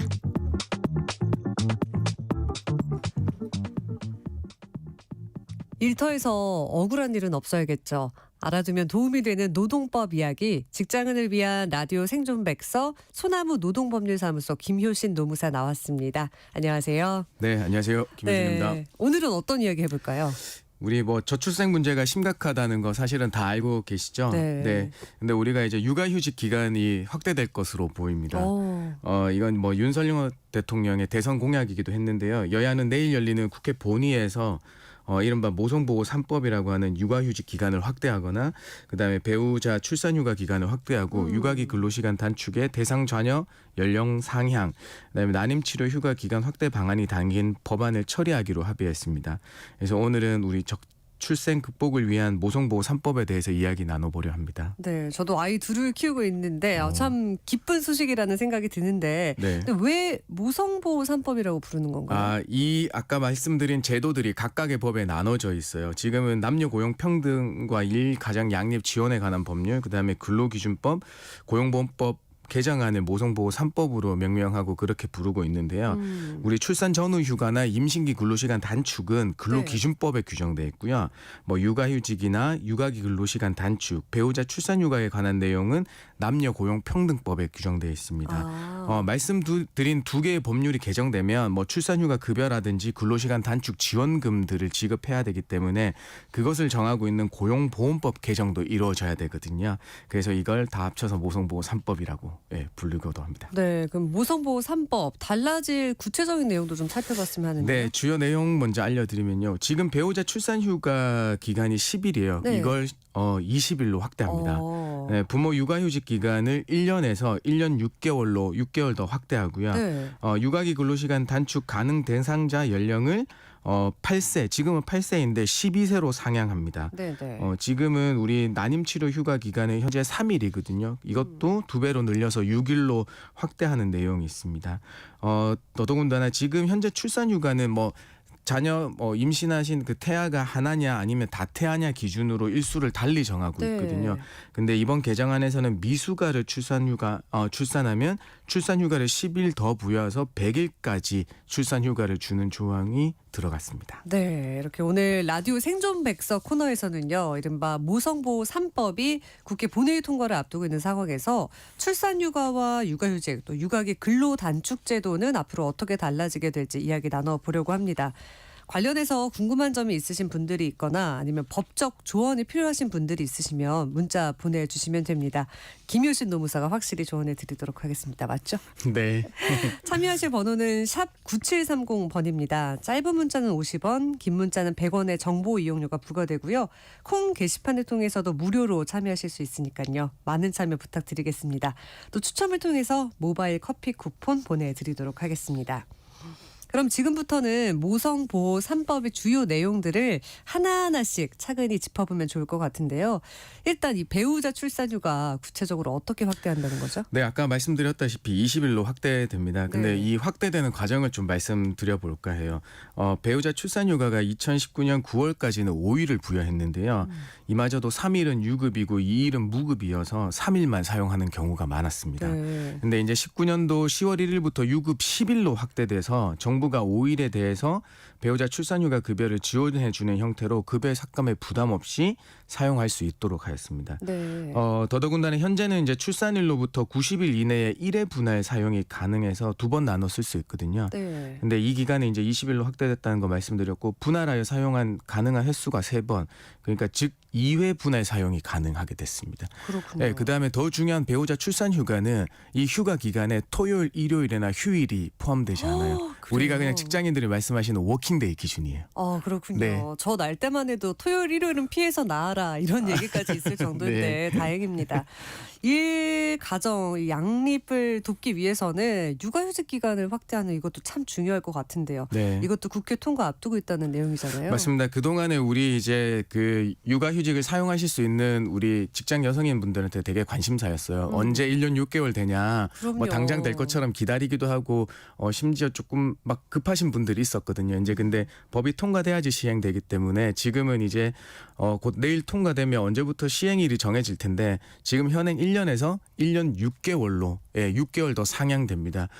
지금은 한 자녀당 부부 동시에 육아휴직이 가능하고 부부 따로 다 가능해서 최대 2년까지 사용할 수 수 있는 거거든요. 한 대상 자녀당. 네. 근데 이게 한 대상 자녀당 3년으로 확대되는 겁니다. 그래서 이 육아휴직을 썼다고 해서 육아기 근로시간 단축 못 쓰시는 건 아니고요. 육아휴직 1년 6개월, 그다음에 육아기 근로시간 단축 1년 이렇게 쓰실 수 있고 육아휴직 일부, 그다음에 나머지 육아기 근로시간 단축 이런 형태로 사용 가능합니다. 그러면 네. 시행이 되게 되면 이미 네. 육아휴직을 1년 쓴 분들도 있잖아요. 네. 6개월을 더 신청할 수 있는 건가요? 이게 항상 딱 마지막에 걸리신 분들이 중요해요. 하루 차이로 누구는 쓸 수 있고 누구는 못 쓰실 분들이 있거든요. 왜냐하면 법은 항상 웬만하면 소급하는 소급 입법은 하지 않습니다. 네. 그래서 시행일 이후로 육아휴직 사용하시는 분들한테만 적용될 거예요. 그렇군요. 네. 근데 이런 제도들이 확대되는 건 분명히 반가운 일이에요. 네. 하지만 지금도 있지만 제대로 사용하지 못하시는 분들도 많거든요. 맞습니다. 이런 사례들 들어보면 정말 뭐 어디 많이들 보고되고 있는데요. 민간 기업에서는 아직까지 뭐 그런 게 있다고 하지만 이제 공공기관이나 이제 뭐 어디 공무직 분들은 그러면 안 되는데 그런 경우들이 보고가 돼요. 네. 얼마 전에 이제 사례를 하나 말씀드리면 이제 서울의 광진경찰서 채용 담당자분이 육아휴직에 들어간 구내 식당 영양사 대체 인력 채용 공고를 올리면서 기존 영양사가 출산휴가 육아휴직으로 월급은 받으면서 출근은 안 하고 있다. 윗분들 보시기에 영양사는 이기적인 집단이라고 언급해서 논란을 빚고 있거든요. 네. 그래서 이제 뭐 경찰청 소속 공무직 노동자들이 뭐 올바른 인식 개선 촉구하는 뭐 기자회견을 열기도 했습니다. 제도 사용이 뭐 상대적으로 보편화된 공공기관이나 이제 공무원 집단에서 이 정도인데 민간 기업은 얼마나 더 심할까요? 네, 그래서 뭐 육아휴직 제도와 관련해서 이제 그 모든 사람이 필요하다고 뭐 모두 사용 가능하다고 답한 사업체가 약 52.5%밖에 뭐 조사되지 않고 뭐 그런 실정입니다. 지금. 네, 왜 우리들 아직까지도 농담으로라도 육아휴직 다 쓰면 이제 책상 없어지는 거 아니야 이런 농담이 통할 정도잖아요. 맞습니다. 네. 이렇게 회사가 육아휴직을 못 쓰게 한다거나 아니면 눈치를 준다거나 이럴 때 어떻게 대처해야 될까요? 사실 이거는 그동안에 회사한테 얘기해서 뭐 자체적으로 해결될 수 있는 문제가 아니거든요. 그렇죠. 네, 그렇기 때문에 그 고용노동부 모성보호 익명신고센터를 이용해 주셨으면 좋겠어요. 거기에 들어가면 우리 고용노동부 홈페이지에 들어가면 중간에 알림판이 있거든요. 거기에 뭐 한 11번째인가 이렇게 지나가면 거기에 모성보호 익명센터를 찾으실 수 있어요. 네. 그래서 거기 이용해서 신고를 좀 해주셨으면 해요. 이게 신고 정신이 조금 더 있어야지 우리 이 기업들이 바뀔 수 있을 것 같아요. 그렇죠. 네. 근데 육아휴직을 썼긴 썼어요. 근데 네. 이 사람의 일을 다른 팀원들이 나눠서 해야 되는 경우도 굉장히 많고 네. 다양하잖아요. 맞습니다. 그런 이유로 차별이 되는 경우가 있잖아요. 맞습니다. 원래는 우리 그 남녀고용평등법에서는 육아휴직을 이유로 불리한 처우를 금지하고 있거든요. 근데 이제 기업에서는 뭐 육아휴직 갔다 왔다는 이유로 뭐 승진에 대해서 불이익을 주기도 하거나 심지어 육아휴직 사용하고 나서 이제 사직을 권고하는 상황들이 엄청나게 펼쳐지고 있습니다. 네. 근데 육아휴직을 써서 또 승진해서 누락이 되는 경우도 있거든요. 네. 근데 승진해서 누락이 되면 일반 사람들도 이 문제 제기하기도 참 어렵고 이걸 증명하는 과정이 어려울 텐데 이런 건 어떻게 대처해야 될까요? 사실 우리가 이제 회사의 인사평가제도에서는 승진은 아까 말씀드렸다시피 남녀 고용 평등과 일가정 양립 지원에 관한 법률 19조에서 불리한 처우를 금지하고 있겠지만 네. 그 합리적 이유 없는 불리한 처우를 금지하고 있는 거거든요. 그래서 네. 항상 기업은 뭐 그 승진 심사할 때 기업 방침에 맞게 객관적이고 공정하고 합리적으로 승진한 거다. 우리가 육아휴직 갔다고 해서 그거 불리하게 한 거 아니다라는 이제 이유를 대면서 그 제도상으로는 우리 육아휴직을 사용하신 분이 밝힐 수 없는 그런 곳으로 이렇게 몰고 가는 경향이 크거든요. 네. 그래서 실상 이거는 뭐 증명을 해도 이 승진에 대한 불이익이 있었다고 밝혀내시기가 상당히 그렇죠. 뭐 어려워요. 물론 우리가 이제 근로기준법에서는 뭐 인사 발령에 대해서 불이익한 처분에 대해서 다툴 수는 있습니다만은 개별 근로자가 거기에 대한 평가 시스템이나 평가 자료들을 모아서 입증하기가 곤란합니다. 쉽지 그렇다면 않습니다. 육아휴직을 쓰고 나면 네. 뭐 연봉 체계가 조금 어떻게 되는 건지도 궁금하거든요. 그 육아휴직 사용 후에는 동일한 직무 또는 동등한 수준의 임금을 주는 그 직무를 부여하게 되어 있습니다. 네. 왜냐하면 육아휴직을 다녀오시면 기존에 지금 예전에 하셨던 업무가 이제 다른 분이 맡고 있고 계시는 경우들을 맡았기 때문에 그 자리로 돌아가실 수도 있고 아닐 수도 있어요. 대신에 임금 수준을 저하시키면 안 돼요. 동등한 수준의 임금을 보장하는 다른 직무를 부여해야 되는 거예요. 그렇군요. 네. 일단 출산휴가 육아휴직은 5인 미만의 작은 회사들도 차별 없이 쓸 수 있다고는 알고 있는데 네. 그렇다면 단기 계약하는 경우에는 어떻게 되나요? 단기 계약이시더라도 그 기간 기간 내에서는 사용하실 수 있어요. 대신에 이제 육아휴직 같은 경우에는 이제 6개월 근속이라는 이제 그 요건을 충족시켜 주셔야 되는데요. 6개월. 예, 대신에 이제 1년 만약에 계약직이시다 그러면 6개월 근속하셨고 이제 7개월째 육아휴직에 들어간다고 하면 사용하실 수 있으나 그 계약 기간까지만 이제 사용하실 수 있는 거예요. 그렇군요. 네. 그렇다면 다시 모성보호 3법 이야기로 돌아가 보겠습니다. 제가 참 관심이 많아요. 네. 육아기 근로시간 단축제도 이것도 네. 좀 달라진다고 하는데 네. 일단 지금은 어떻게 운영되고 있는지부터 좀 살펴볼까요? 네, 지금은 이제 육아휴직을 사용할 수 있는 대상 자녀 연령이 같습니다. 만 8세 이하 또는 초등학교 2학년 이하 자녀가 있고 네. 근속 기간이 6개월 이상인 남녀 근로자라면 신청이 가능하거든요. 그래서 뭐 다들 아시겠지만 육아휴직과 마찬가지로 단축 시작일 기준으로 만 8세 이하나 초등학교 2학년 이하면 되는 것이어 가지고요. 사용 도중에 이걸 뭐 초등학교 3학년이 되거나 만 9세가 됐다고 하더라도 나머지 기간 다 사용하실 수 있어요. 네. 그럼 이 제도가 그렇게 바뀐다는 건가요? 그렇죠. 이 제도가 12세 이하 초등학교 6학년 이하 자녀로 대상이 확대됩니다. 아. 네, 그리고 육아휴직 기간 중에 사용하지 않는 기간이 있으면요, 그 기간을 그 기간의 2배를 육아기 근로시간 단축 기간에 더하도록 돼 있어요. 그게 무슨 말이죠? 그럼 제가 육아휴직을 3개월만 3개월이 남았어요. 그러면 6개월을 쓸 수 있단 맞습니다. 말인가요? 지금은 남은 것만 쓸 수 있거든요. 네. 만약에 육아휴직 6개월 쓰셨으면 나머지 이제 육아기 근로시간 단축은 1년 하고 6개월 더 쓰면 1년 6개월이었는데 이 네. 육아휴직의 6개월에 2배 더. 네, 12개월. 그러면 2년 쓰실 수 있는 거죠. 네, 그럼 네. 육아휴직도 사용할 수 있고 네. 육아기 근로시간 단축제도도 쓸 수 네, 있다. 맞습니다. 이거죠. 지금은 이거는 별개의 그 제도라서요. 육아휴직 1년, 육아기 근로시간 단축 1년을 쓸 다른 수 제도죠. 있어요. 네, 네, 다 제도라서 그래서 요거를 이제 조합해서 쓰시면 돼요. 네. 근데 이거 쓰고 싶긴 한데 제가 오전 9시에 출근해서 6시에 퇴근했다가 이제 네. 12시에 퇴근한다. 그럼 반으로 월급이 주는 거 아닙니까? 70%가 주나요? 네. 이 월급 문제는 어떻게 되나요? 사실 이게 지금은 주당 15시간 이상이고 35시간을 이제 넘어서는 안 되거든요. 이제 5시간 단축이 되는 건데 사실 이제 지금 고용보험에서 단축급여에 대해서 일정 부분 지원을 해주고 있어요. 이게 육아기 근로시간 단축 지원금이라고 하는 건데요. 최초 10시간 단축분에 대해서는 단축점 월 통상임금의 100%를 단축료를 곱해서 산정된 급여를 최소 200에서 최소 50만 원까지 이제 지원해 주고 있거든요. 네. 그래서 이제 10시간 초과해서 단축되는 시간에 대해서는 80% 단축률을 곱해서 산정된 급여를 지급하고 있긴 네, 합니다. 이렇게 되면 분명 누군가에게는 좋은 소식이지만 또 기업에게는 어떨지도 궁금해요. 네. 일단 사업주에 대한 지원금 같은 것이 잘 이루어져야 활성화되지 않을까 싶거든요. 맞아요. 이제 사업주에 대한 지원금도 있긴 해요. 그래서 30일 이상 육아기 근로시간 단축 허용한 사업주에게는 월 30만 원 지원하고 있거든요. 네. 지원금을. 네, 그래서 뭐 그 육아기 근로시간 단축 한 번도 사용하지 않은 사업장에서 최초 육아기 근로시간 단축하면 인센티브 10만 원 더 주고 있긴 하거든요. 근데 이걸 조금 더 늘려주면 조금 더 활성화되지 않을까 싶어요. 네. 네. 보통 우리가 9시부터 6시까지 근무를 하잖아요. 네. 근데 2명인 거예요, 회사에. 그래서 제가 안 하면 다른 사람이 이 오후 업무를 다 처리해야 되는 상황 이런 것들이 있을 것 네, 같은데 맞아요. 동료들한테 업무 쏠릴까 봐 미안해서 제도 활용하지 못하는 경우는 네. 다반사거든요. 네, 맞아요. 그래서 이게 뭐 동료 업무 분담금이라고 해서 올해부터 그 사업주에게 월 그 20만 원의 업무 지원 분담 지원금을 주기로 하고 있거든요. 네, 그래서 아직까지는 그 받았다는 사례가 그 보도되고 있지는 않은데요. 근데 실상으로 정말 눈치 보여가지고 이거 쓸 수 있냐 이런 뭐 의견이 분분해요 아직까지. 그렇군요. 네. 그럼 이번에는 임신기 근로시간 단축 제도에 대해서도 좀 변화가 생긴다고 하던데 네. 어떤 변화가 이루어지나요? 지금은 이제 12주 이내 혹은 36주 이후에만 사용할 수 맞아요. 있어요. 네. 그런데 이 제도가 이제 32주부터 사용 가능하게 돼요. 그러니까 이제 더 빨리 사용하실 수 있는 거죠. 특히나 이제 임신기 근로시간 단축은 급여에 삭감이 없어요. 네. 네, 그래서 더 좋은 제도입니다. 너무 좋네요. 네. 네, 이렇게 오늘은 이른바 모성보 3법이 국회에서 통과가 되면 출산휴가, 육아휴직, 육아기 근로단축제도가 어떻게 달라질지에 대해서 이야기를 나눠봤습니다. 관련해서 궁금한 점이 있으시거나 법적 조언이 필요하신 분들이 있다면 문자 보내주시고요. 김효신 노무사가 지금처럼 정성껏 상담해 드리도록 하겠습니다.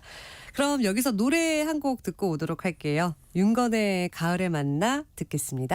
윤건의 가을의 만나 함께 들어봤습니다. 그 사이에 많은 분들이 문자 보내주셨는데요. 몇 개 살펴보도록 할게요. 네.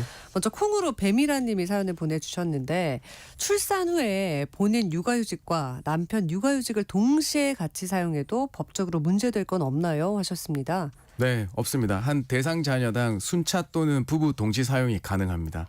그 대신에 우리가 이제 받을 수 있는 육아휴직 급여가 1인당 150만 원이고 이 150만 원을 월 한꺼번에 주는 게 아니라 75%인 한 125만 원 정도 먼저 지급하고 네. 25%는 6개월 근속 후에 일시불로 한꺼번에 지급하거든요. 네. 그래서 경제적인 부담이 없으시다고 하면 당연히 사용 가능하세요. 왜냐하면 이게 경제적인 부담 때문에 그럼요. 부부 동시 육아휴직이 안 되는데 희소식이 있어요. 내년부터는 이 150만 원을 최대 250만 원으로 상향한다는 네, 보도가 있었습니다. 그렇군요. 네, 그래서 사용시기를 적절하게 조정하시면 좋겠는데. 네. 1918님은요. 무성보호 3법 5인 미만의 사업장도 적용이 될까요? 네, 뭐 다른 우리가 근로기준법은 5인 이상이냐 미만을 가지고 이제 부분 적용 5인 미만에서 부분 적용을 하고 있는데요. 이 모성보호와 관련된 조항들은 1인 이상 사업장이면 다 적용됩니다. 네. 그렇군요. 그럼 4849님은 직장인인데 사업소득이 따로 있다고 하세요. 그러면 육아휴직 급여 받을 수 없는 건가? 이 사업 소득이나 다른 육아휴직 기간에 이제 소득이 있을 경우에는 이 소득 때문에 육아냐 아니면 이게 근로냐 뭐 어떤 일하는 거냐의 판단이 불분명한 경우가 네네. 있어요. 그래서 우리 고용센터에서는 이 150만 원을 기준으로 그 이하로 이제 사업 소득이 있다고 한다면은 육아휴직 급여가 나오고요. 그 이상이 되면 육아휴직 급여가 없어요. 그다음에 시간도 네, 그보다 제가 지금 잘 기억은 안 나는데 네. 일정 시간을 넘겨서 일하시면 안 돼요. 네, 어디든. 네. 궁금한 게 있는데 자영업자 같은 분도 있잖아요. 네. 아니면 1인 기업이나 이분들이 임신이나 출산 때문에 일을 하게 될 수 없다. 이런 경우에는 어떻게 되나요? 그거는 이제 자영업자 같은 경우에는 이 출산휴가나 이런 급여가 있을 수는 없고요. 대신에 우리 프리랜서나 다른 우리 특수형태 근로 종사자분들 같은 경우에는 다른 이제 고용보험에 들고 있다고 하면 이 제도를 이용하실 수 있습니다. 그렇군요. 네. 이번에는 콩 최희진 님이에요. 얼마 전에 5쌍둥이를 출산했다는 뉴스 봤어요. 저도 봤는데 네. 이렇다면 5쌍둥이 출산해도 육아휴직, 출산휴가 기간 똑같나? 이게 지금 법에서 보면 지금 출산휴가는 단태하면 90일, 다태하면 120일로 정해놓거든요. 네. 그래서 이 다태하는 여러 명이다라는 얘기잖아요. 그렇죠. 그렇기 때문에 120일만 이제 사용하실 수 있을 것 같고요. 그다음에 육아휴직 같은 경우에는 한 대상 자녀당 1년씩이니까 이게 원래는 5년을 다 쓰실 수 있을 텐데 쌍둥이니까 하루에 태어났잖아요. 네. 그러니까 이 기간을 못 맞추실 것 같아요. 이제 그러니까 기간을 맞출 수 있겠죠. 이게 왜냐하면 만 8세 이하 초등학교 2학년까지만 그래서? 쓰면 되니까 순차적으로 써주시면 될 것 같아요. 네. 근데 네, 모성보호 3법이 시행이 되고 나면 이거 1년 다쓸 수도 6개월씩이니까 있겠죠. 네, 더 많이 쓰실 수도 있는 거고 그다음에 육아기 근로시간 단축도 쓸 수 있는데 지금 출산휴가가 조금 걸리네요. 네, 그렇군요. 그럼 이번에는 5929님. 진짜 이 사연이 좀 억울합니다. 전 간호사라 스케줄 근무하고 있는데 아이 생각에 있어서 최근에 시험관 시술 시작했어요. 근데 몸이 힘들어서 난임 휴가를 쓰려고 했는데 스케줄이 이미 나왔으니 다음에 신청하라 이랬습니다. 이건 어떻게 해야 되죠? 우리가 이제 사업 운영에 막대한 지장이 없는 한 허용하도록 돼 있어요. 이 네. 난임 휴가는. 그러니까 이분이 빠진다고 해서 이 스케줄은 조금 틀어지긴 하겠지만 사업 운영에 막대한 지장이 있을 수가 없거든요. 그렇죠. 네, 그렇기 때문에 이 부분은 난임 치료 휴가를 적절하게 주지하는 법 위반이 되겠어요. 그럼 이건 그러니까, 어디에다 신고를 해요? 노동부에 신고하면 될 텐데 사실 이거는 우리 그 상급자는 잘 모르고 그러실 수도 있으니까 좀 다 알려주시고 커뮤니케이션 좀 해주셨으면요. 재직하시면서 이게 신고하기가 여전히 어렵거든요. 쉽지 네. 않거든요. 네. 알겠습니다. 이렇게 직장을 위한 라디오 생존 백서 오늘 여기까지 듣도록 하겠고요. 지금까지 소나무 노동법률사무소 김효신 노무사와 함께했습니다. 말씀 고맙습니다. 네, 고맙습니다.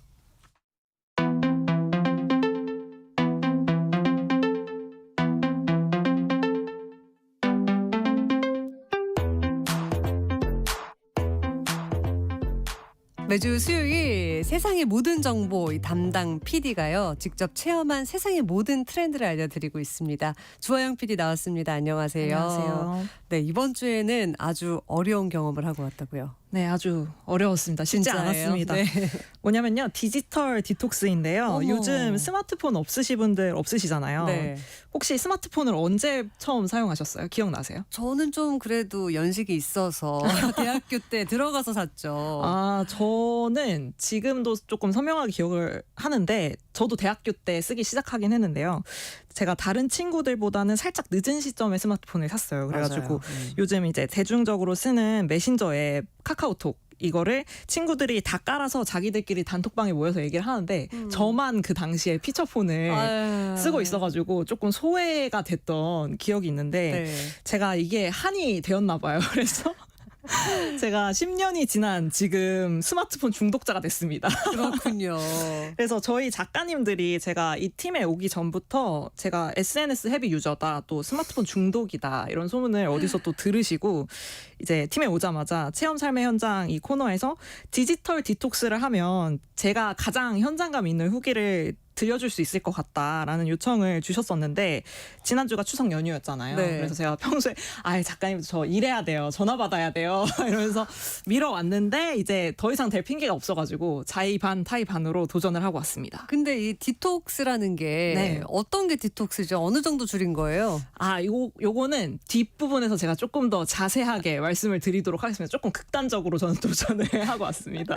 그렇군요. 그러면 일단 중독이라는 표현을 좀 참 많이 쓰잖아요. 네. 이게 좀 심각한 상황이 느껴져요. 뭐 스마트폰 다들 쓰는 건데 뭐 중독이라고까지 해야 되나? 뭐 이런 생각하시는 분들도 있을 것 같은데 사실 요즘 스마트폰을 사용하는 대부분의 사람들이 이 과도한 디지털 세계에 갇혀 사는 것이 아닌가 하는 문제의식이 대두되고 있대요. 또 이게 비단 MZ세대뿐만이 아니고 중장년층에서도 무시할 수 없는 사회 현상처럼 번지고 그럼요. 있다라고 하는데 멀리 갈 것도 없이 저희 아버지만 봐도 본가에 가면 거의 하루 종일 스마트폰을 들고 계시고 뭐 이제 메신저 하시고 모바일 게임 하시고 뭐 이러시더라고요. 그리고 뭐 버스나 지하철 같은 거 타면 거의 90% 이상 사람들이 뭐 MZ 중장년층 할 것 없이 스마트폰을 손에 쥐고 이 엄지 손가락으로 슥슥 스크롤을 내리는 그런 장면들을 아주 쉽게 볼 수 있는데 실제로 얼마 전에 뭐 이런 사진이 좀 화제가 된 적이 있어요. 예전 스마트폰이 없던 시절에 이제 약속을 잡고 어느 광장에서 누군가를 기다리는 사람들의 모습. 그러니까 지금은 누구를 기다리면 이제 휴대폰을 열고 이렇게 뭐 유튜브 영상을 본다든지 막 네. 이러면서 기다리잖아요. 근데 그때 당시에는 휴대폰이 스마트폰이 없으니까 다들 그냥 허공을 바라보고 뭔가 명상을 하는 그런 그림이 굉장히 화제가 된 적이 있어요. 근데 이렇게 스마트폰이 대중화되고 나서는 또 세계적으로 디지털 중독에 대한 우려가 커지고 있어서 이에 대한 처방으로 등장한 개념이 디지털 디톡스입니다. 네, 일단 디톡스는 조금 몇 번 들어봤는데 디지털 디톡스가 어색한 분들도 있거든요. 이 네. 단어가. 자세히 설명해 주세요. 뭐 디톡스라는 단어의 본래 의미가 몸 안의 독소나 노폐물 따위를 없애는 것인데요. 뭐 예를 들어서 뭐 레몬물 마시고 디톡스 합시다. 뭐 맞아요. 이런 얘기들 많이 하잖아요. 이 단어를 디지털에 붙여서 디지털 중독을 치유하기 위해 쓰는 방법이라는 의미로 디지털 디톡스라고 합니다. 네. 뭐 스마트폰이나 컴퓨터, 노트북 등의 디지털 기기를 사용하는 것을 중단하고 휴식을 취하는 상태를 일정 기간 동안 유지하는 것이라고 보시면 되고요.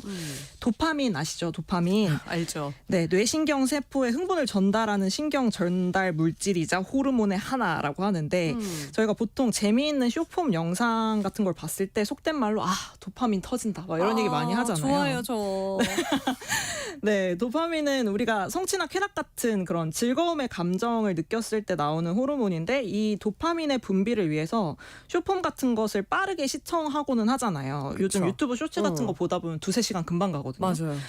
근데 문제는 이렇게 도파민 분비에 우리가 치중을 했을 경우에 뇌가 이 도파민이 계속 나오는 상태에 익숙해져서 계속해서 더 큰 자극과 쾌락을 찾게 된다는 거예요. 그래서 본인이 흥미를 느끼는 영역에는 뭐 집중해서 뭐 하게 되지만 그렇지 않은 부분에는 의욕을 잃고 심하면은 무기력감, 우울감 이런 것에 시달리게 된다. 그래서 이러한 부작용에서 벗어나기 위해서 디지털 디톡스를 실천하려는 움직임이 MZ들 사이에서 유행하고 있습니다. 네. 디지털 디톡스를 실천하는 여러 가지 방법이 있는데요. 대표적으로는 스마트폰을 끄고 명상이나 독서, 운동 같이 다른 일과들을 보내면서 스트레스를 줄이고 몸과 마음에 휴식을 부여하는 것이 그 방법입니다. 스마트폰을 일단 끄는 것 자체가 너무 힘든 일이에요. 저는 않죠. 여행 갈 때 비행기 탔을 때 끈 거 빼고는 꺼본 적이 없거든요. 네. 근데 이거 내가 평소에 중독인지 아닌지 이건 어떻게 판단해 줄 수 있어요? 실제로 저희가 이제 이거 역시 인터넷으로 검색을 해야 하는데 인터넷에 검색을 해보면은 네. 디지털 중독 자가진단 테스트, 뭐 스마트폰 중독 자가진단 테스트 문항이 굉장히 여러 가지 버전으로 나와 있는데 제가 그중에 한 개의 테스트 문항들 중 몇 개를 한번 들려드려 볼게요. 네. 뭐 아침에 일어나자마자 스마트폰을 확인하는지, 그렇죠. 하루에 3시간 이상 스마트폰이나 컴퓨터를 사용하는지, 그럼요. 디지털 기기를 사용하지 않을 때 불안한지, 뭐 스마트폰을 사용하다가 시간을 잊어버리고 몇 시간씩 지나간 적이 있는지, 소셜 미디어 알림을 계속 확인하고 싶은지, 뭐 스마트폰 없이 외출하면 불안한지, 뭐 이런 문항들이에요. 근데 사실 저는 지금 말씀드린 거 다 예거든요. 그래서 이런 문항들의 몇 개 이상 예이다 이러면은 스마트폰 중독, 디지털 중독이라고 볼 수 있다라는 건데, 뭐 여기 문항에 보시면 이런 뭐 시간에 대한 얘기들이 많아요. 하루에 몇 시간 이상 스마트폰을 사용하는지에 대한 질문들이 있는데, 아니 우리가 수시로 스마트폰을 만지는데 어떻게 그 시간을 측정할 수 있느냐라고 하실 수 있어요. 근데 각 스마트폰에 보시면 스크린 타임이라고 해서 하루에 내가 스마트폰을 얼마나 많이 사용하는지 그 시간을 측정해서 보여주는 기능이 있어요. 뭐 예를 들어서 갤럭시 기종 사용하시는 분들은 휴대폰의 설정 디지털 웰빙이라는 탭을 들어가시면은 이제 시간이 보여지고요. 또 아이폰 기종 쓰시는 분들은 설정에서 스크린 타임이라는 탭으로 들어가시면 내가 하루에 스마트폰을 얼마나 사용하는지 그 시간을 보여줍니다. 근데 여기서는 이제 총 사용 시간뿐만 아니고 각 어플리케이션별로 뭐 예를 들면 뭐 유튜브, 인스타그램 뭐 이런 SNS에 얼마나 내가 시간을 쓰는지 확인하실 수가 있으니까 지금 이제 듣고 계신 청취자분들 중에 조금 궁금하시다 하시는 분들은 한번 확인해 보시는 것도 좋을 것 같아요. 저도 확인을 해봤는데 저는 인스타그램에 가장 많은 시간을 쓰는 걸로 확인이 됐습니다. 야. 저 같은 경우도 이렇게 테스트를 해봤는데 앞서 언급드렸듯이 중독에 맞는 것 같더라고요. 그래서 이번 도전이 저에게도 개인적으로 굉장히 큰 의미가 있었습니다. 이런 기능이 있다는 것도 몰랐지만 알고 나서도 해보고 싶지가 않은 게 사실 두려우시죠? 그럼요. 두려움도 있고 중독이 아닌 분들이 있을까라는 생각도 들어요. 그렇죠. 요즘 다들 사용하시니까. 그러면 이제 하영 PD가 도전을 했다고 하는데 네. 디지털 디톡스 어땠습니까? 예, 제가 지난 추석 연휴를 활용해서 이틀 정도 디지털 디톡스에 도전을 해봤는데 연휴다 보니까 하루는 저 혼자 사는 집에서 그리고 또 다른 하루는 부모님 계신 집에서 도전을 해봤는데 디지털 디톡스 아까 물어보셨잖아요. 어느 정도로 했느냐. 저는 모든 전자기기를 사용하지 않았습니다. 휴대폰, 뭐 노트북, TV, 스마트 모니터, 스마트 패드. 그게 모든. 돼요? 되더라고요. 그래서 제가 보유한 모든 전자기기를 사용하지 않는 걸로 정하고 다 끄고 서랍장에 넣고 와. 이제 새로운 하루를 맞이를 했죠. 전날 밤에 모두 세팅을 해놓고. 이게 결론부터 말씀드리면 절반의 성공이었다라고 자평을 해보고 싶은데 이게 저희 집에서 혼자 할 때는 방금 말씀드렸다시피 제가 모든 상황을 세팅을 할 수가 있잖아요. 그래서 이게 유지를 할 수 있었는데 부모님 댁을 가니까 이제 거실에 TV도 켜져 있고 부모님 보셔야 되니까 그게 사람 그리고 사는 이제 맛이 있죠. 네, 동생이 또 방에서 게임하는 소리 들리고 막 이러다 보니까 제가 유혹이 너무 심해서 그때는 성공을 못했어요. 그래서 성공한 날에 이제 하루를 시간 순서대로 설명을 조금 드려볼게요. 네네. 제가 시작을 하자마자 충격을 받은 부분이 제 방에 아날로그 시계가 하나도 없더라고요. 맞아, 저도 없어. 그러니까 항상 스마트폰으로 시계를 확인을 했던 거예요. 그래서 지금이 몇 시인지 일단 확인이 안 됐고요. 뭐 알람 물론 못 맞췄겠죠? 네. 알람을 못 맞췄기 때문에 아침에 일어나는 시간에 제한을 두지 않고 그냥 푸지게 자다가 눈이 떠질 때 기상을 했습니다. 그래서 원래 평소에 저라면 아침에 스마트폰 알람이 울리면 눈을 빵 뜨고 뜨자마자 스마트폰을 쥐고 이제 SNS에 들어가서 밤새 나에게 무슨 특별한 연락이 없었는지 또 이슈가 없었는지 확인하는 게 루틴이거든요. 그렇죠. 근데 이제 뭐 들리는 알람 소리도 없고 손에 잡히는 것도 없고 하니까 처음에 좀 멍하게 앉아있게 되더라고요. 그래서 한참 이제 멍하게 있다가 이렇게 허투루 시간을 보낼 수 없다. 이 의미 있는 디지털 디톡스의 하루를 내가 의미 있게 보내야겠다라는 생각이 들어서 밖으로 나왔습니다. 이제 밖으로 나오면서도 어색함을 느꼈던 것이 저는 평소에 외출을 할 때 무조건 헤드폰, 이어폰 둘 중에 하나를 꽂고 음악을 들으면서 그렇죠. 걸어 다니게 되는데 음악을 들을 수가 없잖아요. 네, 스마트폰이 없으니까 들을 수가 없어서 그냥 이제 자연의 소리를 들으면서 이제 집 근처 카페로 갔어요. 카페로 가서 아침 식사를 했는데 카페에 갔을 때도 평소와 달랐어요. 진행자분께서는 혼밥 자주 하세요? 저는 혼밥 자주 하죠. 혼밥할 때 주로 뭐 하세요? 항상 영화 보죠. 드라마. 그렇죠. 영상 보시죠. 네. 저도 보통 밥 친구로 OTT에 있는 이제 드라마나 뭐 시리즈물이나 유튜브 영상 같은 거 보는데 스마트폰이 없으니까 밥 먹으면서 할 게 없더라고요. 밥 먹으면서 할 게 없어서 제가 이날 카페 가서 소금빵이랑 커피를 마셨는데 온전히 그 식사에 집중을 하게 되더라고요. 저는 소금빵에서 그렇게 다양한 맛이 나는지 몰랐어요. 아 진짜? 그러니까 단순하게 단짠이라고만 생각했는데 뭐 버터의 고소한 풍미와 소금의 짠맛, 뭐 커피의 향도 훨씬 풍부하게 느껴지고 진짜로요? 네, 말하려고 진심으로. 그러는 게 아니라 진심으로 그렇게 느껴졌어요. 그래서 아 내가 평소에 진짜 그 OTT 이런 영상들에 너무 갇혀 있었구나 생각이 들었고 식사를 하고 또 지금 몇 시인지 알 길이 없잖아요. 시계가 없으니까. 10분이 지났는지 50분이 지났는지 모르죠. 그래서 아 적당히 이쯤 앉아 있었으면은 이제 나가야 된다라는 생각이 들 때까지 카페에 앉아 있다가 네. 나왔어요. 네. 나와서 이제 근처에 있는 공원을 조금 산책을 했습니다. 어. 이제 여기서 운명적으로 공원 그 뭐 화장실 같은 거 있는 이제 공용 건물들 있잖아요. 거기에 네. 시계가 붙어 있어요. 그래서 그날의 첫 시간 확인을 했는데 이게 충격적이게도 10시 반밖에 안 됐더라고요. 제가 늦잠을 잘 만큼 자고 아침 식사까지 다 하고 거기서 뭐 멍을 때릴 만큼 때리고 나왔는데 10시 반이더라고요. 제가 이미 스마트폰을 보고 싶은 욕망으로 가득 찬 상황이어서 너무 야속했고 집에 와서는 뭐 집안일 한참 하고 뭐 그동안 이제 외면하고 있었던 저의 취미들을 하나씩 꺼냈어요. 뭐 기타도 쳐보고 제가 이제 플룻을 할 줄 알거든요. 네. 그래서 플룻 연습도 해보고 집에 쌓아두기만 하고 안 읽던 책도 한참 읽었는데 정말 소름이 돋는 사실이 제가 그 많은 취미 생활과 집안을 제가 심지어 이날 창틀 청소를 했거든요. 창틀 청소 보통 잘 안 하는데 야, 그건 안 하죠. 그것까지 진짜. 했는데 해가 안 지더라고요. 그래서 너무 충격적이었고 그래서 그때 이제 라디오를 틀었죠. 제가 정말 휴일에 잘 안 하는 것이 라디오를 듣는 것인데 이제 라디오를 틀고 라디오 PD의 본분인 모니터링 좀 하고 이제 라디오 들으니까 좋았던 점은 시간이 확인이 돼요. 편성표가 있으니까 시간이 확인이 돼서 그나마 세상과 연결된 느낌이 들어서 좋았습니다. 그렇군요. 하루가 되게 길게 느껴졌다라는 표현을 했는데 근데 저 같으면은 디톡스 한다 그러면은 사우나 어차피 휴대폰 못 들고 가니까 거기서 네. 막 지지고 난리 났을 것 같은데 왜 집에만 있었던 거예요? 그것도 궁금해요. 정말 긴 하루였는데 제가 집에만 있고 싶어서 집에 있었던 건 아니에요. 사실 평소에 스마트폰에 얼마나 기속된 상태로 생활을 하고 있는지 제가 이날 알게 됐는데 처음에 디지털 디톡스 데이를 정하고 뭐 여러 계획들이 있었어요. 따릉이 타고 한강공원에서 자전거 탈까? 뭐 쉬는 날이니까 좋다. 미용실에서 머리를 하자든지 뭐 아니면 요즘 뭐 핫한 맛집을 찾아가다든지 뭐 이런 하고 싶은 건 되게 많았는데요.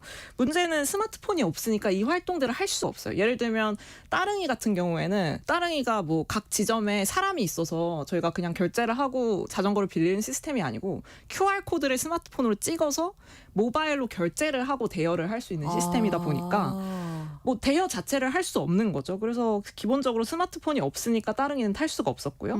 미용실이나 맛집 같은 경우에도 요즘 예약 없이 워크인으로 가기가 어렵거든요. 근데 예약을 할 수가 없잖아요. 스마트폰이 없으니까 무작정 찾아갈 수가 없더라고요. 그쵸. 그리고 뭐 예약 없이 워크인을 한다고 해도 이제 저는 보통 요즘 외출할 때 길찾기 기능으로 이제 어떤 버스를 어떻게 타고 다들 갈지 뭐 그렇게 이런 걸 이용하시죠. 검색하고 가잖아요. 근데 검색이 안 되니까 갈 수가 없는 거예요. 예전에 뭐 저 대학생 지도책. 때는 스마트폰이 없을 때는 뭐 여행도 그냥 지도 보고 했었는데 맞아. 그거 어떻게 했는지 기억이 안 나더라고요.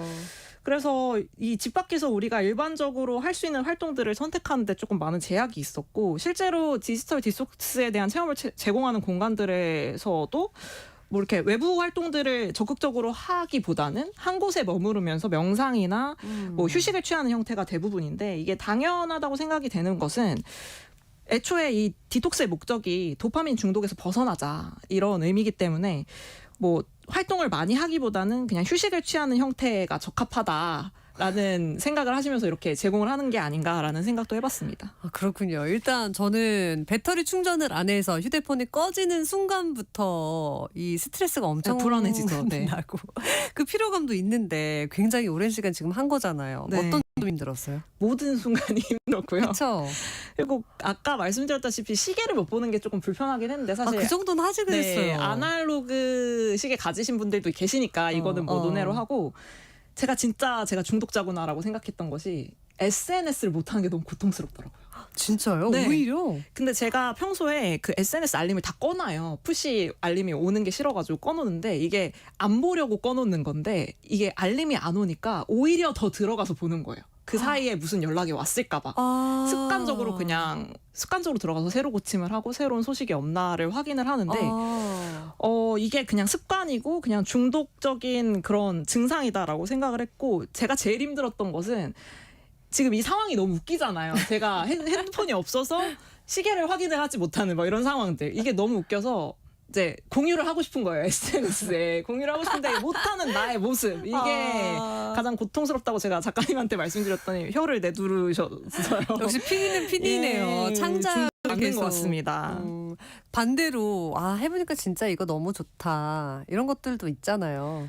뭐 익숙하지 않아서 심심하다는 거 그리고 외부에서 활동을 하기가 불편하다는 점 제외하면 사실 다른 거는 다 장점이었던 것 같아요. 아까 말씀드렸다시피 뭐 감각이 굉장히 선명해져요. 뭐 맛을 느끼는 거라던가 향이나 소리를 느끼는 부분들이 이 영상에서 얻는 강렬한 자극이 없다 보니까 이 주변에 있는 자극들을 조금 더 잘 받아들일 수 있는 느낌이라고 보시면 될 것 같고 또 무의미하게 흘려보내는 시간들 예를 들면 SNS에 들락날락하는 시간들 뭐 쇼폼을 그냥 의미 없이 내려가면서 보는 시간들을 다른 방향으로 건강하게 사용을 할 수 있다. 뭐 예를 들면 밀어둔 창틀 청소를 한다든지 뭐 운동을 한다든지 하는 것들이어서 한번 도전해 보시면 좋을 것 같다라는 생각이 들었습니다. 지금 제가 들으면서 느끼는 게 우리 엄마 같고 내가 지금 혼나는 딸이 된 것 같은 느낌이 드는데 네. 일단 주PD처럼 이렇게 다 할 수는 없어요. 시계는 보고 살아야죠. 네. 따릉이도 타야 되니까 간단한 방법 있으면 좀 소개해 주세요. 뭐 요즘 뭐 스마트폰 락커 같은 것도 팔곤 하는데요. 그냥 이제 스마트폰 넣어놓고 잠가버리는 거예요. 못 쓰게. 근데 이건 너무 극단적이니까 네. 아까 스크린 타임 말씀드렸잖아요. 그 탭에 들어가시면 어플리케이션별로 시간 제한할 수 있는 기능이 있어요. 그래서 그런 것들 한 번씩 해보시면은 조금 이제 작은 것부터 실천하실 수 있을 거다 이런 생각을 하게 됐습니다. 네, 아니 판도라의 상자를 열게 될까봐 지금 너무 걱정이 되는데요. 네, 잘 들었습니다. 오늘은 이렇게 주하영 PD와 함께 디지털 디톡스에 대해서 이야기 나눠봤는데요. 다음 주 수요일에도 세모정 PD와 함께하는 체험 삶의 현장으로 찾아오도록 하겠습니다. 오늘 말씀 고맙습니다. 감사합니다. 네, 세상의 모든 정보 여기서 마무리하도록 하겠습니다. 모바일 쿠폰 당첨자는요. 홈페이지 공지사항에서 확인할 수 있습니다. 끝으로 최인아의 스마트폰 함께 들으시고요. 행복한 오후 보내십시오. 지금까지 아나운서 이슬기였습니다. 고맙습니다.